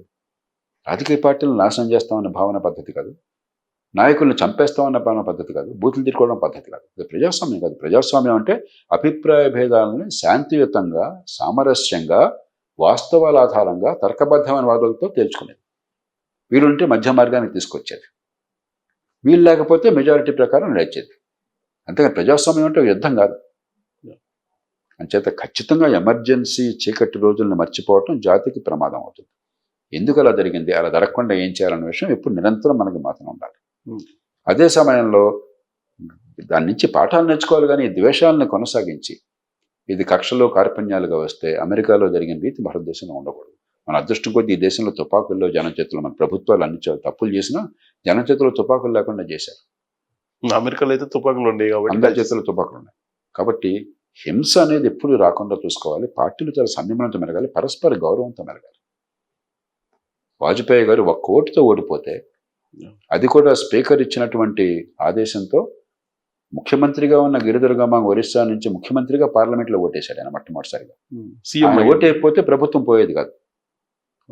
ఆయన ఓటు వాజ్పేయి ప్రభుత్వం వ్యతిరేకమైంది, 1 ఓటుతో పోయింది. వాజ్పేయి గారు ఏమీ ఎదురు తిరగలేదే, కోపం తెచ్చుకోలేదే, ద్వేషం రెచ్చగొట్టలేదే. చాలా ప్రశాంతంగా పార్లమెంట్లో తన వాదన చెప్పి వెంటనే రాజీనామా చేసి ప్రజల మీదకి వచ్చారు. ప్రజలు ఇంకా ఎక్కువ తీర్పిచ్చారు. ఆ రోజు ఈ దేశ చరిత్రలో సువర్ణాక్షరాలు లిఖించదగ్గ రోజు. ఆయన ఎంపీలను కొనాలనుకుంటే 50 మంది ఎంపీలు కొనే పని, 1 ఎంపీని కొనే ప్రయత్నం చేయాలి. ఒక్క ఓటుతో పోయింది. పోతుందని తెలుసు, 1-2 ఓట్లతో పోయే అవకాశం ఉందని తెలుసు. 1 ఓటుతో పోయింది. ఆయన నిరాశపడలేదు, కోపం తెచ్చుకోలేదు, ద్వేషం పెంచలేదు. అది రాజనీతి చెప్పడం. దేశం పట్ల, ప్రజల పట్ల, భవిష్యత్తు పట్ల మమకారం అంటే అది నాయకత్వం. ఆనాడు వాజ్పేయి గారు చూపిన నాయకత్వం నా దృష్టిలో గత 75 ఏళ్ల చరిత్రలో గొప్ప సువర్ణాక్షరాలు లిఖించదగ్గ. 25 జూన్ ఏమో వీళ్ళు రాజ్యాంగ హత్యా దినోత్సవం కింద జరుపుకోవాలని నిర్ణయించారు నరేంద్ర మోడీ వాళ్ళు.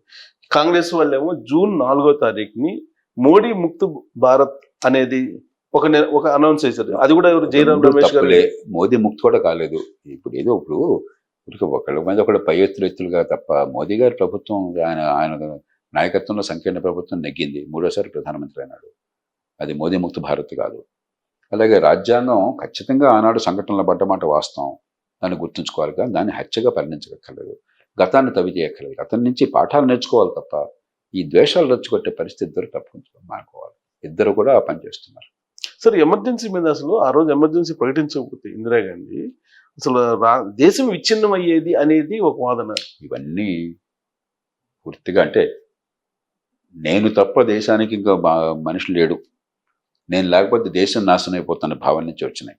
ఏ మనిషి లేకపోయినా దేశం నడుస్తుంది. ఒక కుటుంబంలో మనిషి లేకపోయినా కుటుంబం నడుస్తుంది. ఒక దేశంలో నాయకుడిని కూడా కుటుంబంలో పెద్దలు చాలా ముఖ్యం కదా.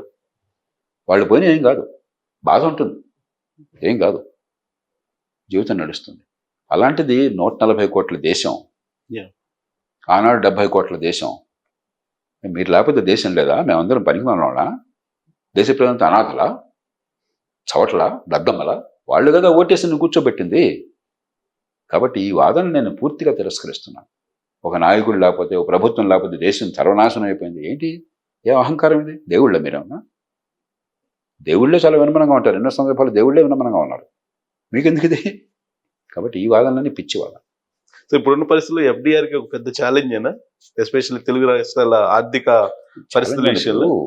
పౌర సమాజం అన్నది మనం వ్యక్తిగత లాభాపేక్ష లేకుండా సమాజ హితాన్ని కోరుతూ రాగద్వేషాలకు అతీతంగా భవిష్యత్తును గురించి కాస్త ఆలోచన చేస్తూ వాస్తవాల ఆధారంగా హేతుబద్ధంగా ప్రజల ముందు పరిష్కారాలు పెట్టాలి. అందుకని ఎప్పుడు సమస్యలు పెట్టిన పరిష్కారాలు పెడతాను ప్రజల ముందు. ఏదైనా మీరు చెప్పింది తిరస్కరిస్తే కారణం చెప్తాను, ప్రత్యామ్నాయం చెప్తాను. దాని నుంచి మన సమాజం నేర్చుకోవాలి, ఉపయోగించుకోవాలి. లేదు అంటే ఎంతకంటే మంచి పరిష్కారం ఉంటే దాన్ని చేయండి. కాబట్టి ఆ ప్రయత్నాన్ని నిరంతరం లోక్సత్తా ప్రజాస్వామ్యపీఠం చేస్తాయి, చేయాలి. ఒక్కళ్ళే కాదు, అన్ని ప్రతి పౌరుడు, విజ్ఞత గల ప్రతి పౌరుడు, లేకపోతే పౌర సమాజ బృందాలు కూడా ఈ రాగద్వేషాలకు అతీతంగా, పక్షపాతాలు, కులాలకు అతీతంగా. మనకేమైందంటే రామ అంటే బుద్ధిమాట అయిపోయింది, గిట్టకపోతే. ఇప్పుడు గతంలో వైకాపా ప్రభుత్వం ఒక స్థాయి మించి తప్పులు చేస్తుంది కాబట్టి అది పొరపాటు అంటే ఇమ్మీడియట్గా కులం, లేకపోతే ఇంకొకళ్ళు అంటే దానికి ఇంకోటి. ఇది కరెక్ట్ కాదు. మనం ఎప్పుడు కూడా మనుషుల్ని అంచనా వేయవలసింది, మాటలను అంచనా వేయవలసింది వాస్తవమా కాదా, హేతుబద్ధమా కాదా, పనికొచ్చే పరిష్కారమా కాదా. అవి ఉంటే వాడు ఏ కులమైనా మతమైనా స్వీకరించండి. ఈ 3 కూడా నో అంటే ఎవరు చెప్పినా కూడా, దేవుడు చెప్పినా కూడా తిరస్కరించండి. అంతే తప్ప నీ కులం ఏంటి, నువ్వు ఎక్కడ పుట్టావు, ఏ ఊళ్ళో, ఎందుకు ఇదంతా? ఈ దేశంలో కులం లేకుండా ఎవరు ఉంటాడా? మన కర్మ కొద్దీ ప్రతి చోట కులం అంటుకట్టాం కదా. ఈ బిడ్డకి కులం తెలుసా? మనం పెట్టాం. మతం లేకుండా ఉంటాడు ఆవిడ. ఈ దేశంలో పుట్టి పడతాడు కదా, అంటుకట్టాం కదా. ప్రాంతం ఉంటుంది, ఇంకోటి ఉంటుంది. మనం పౌర సమాజంలో బహిరంగ చర్చ ఇప్పుడు అమెరికాలో కూడా ఇలా దుర్మార్గం అయిపోయింది.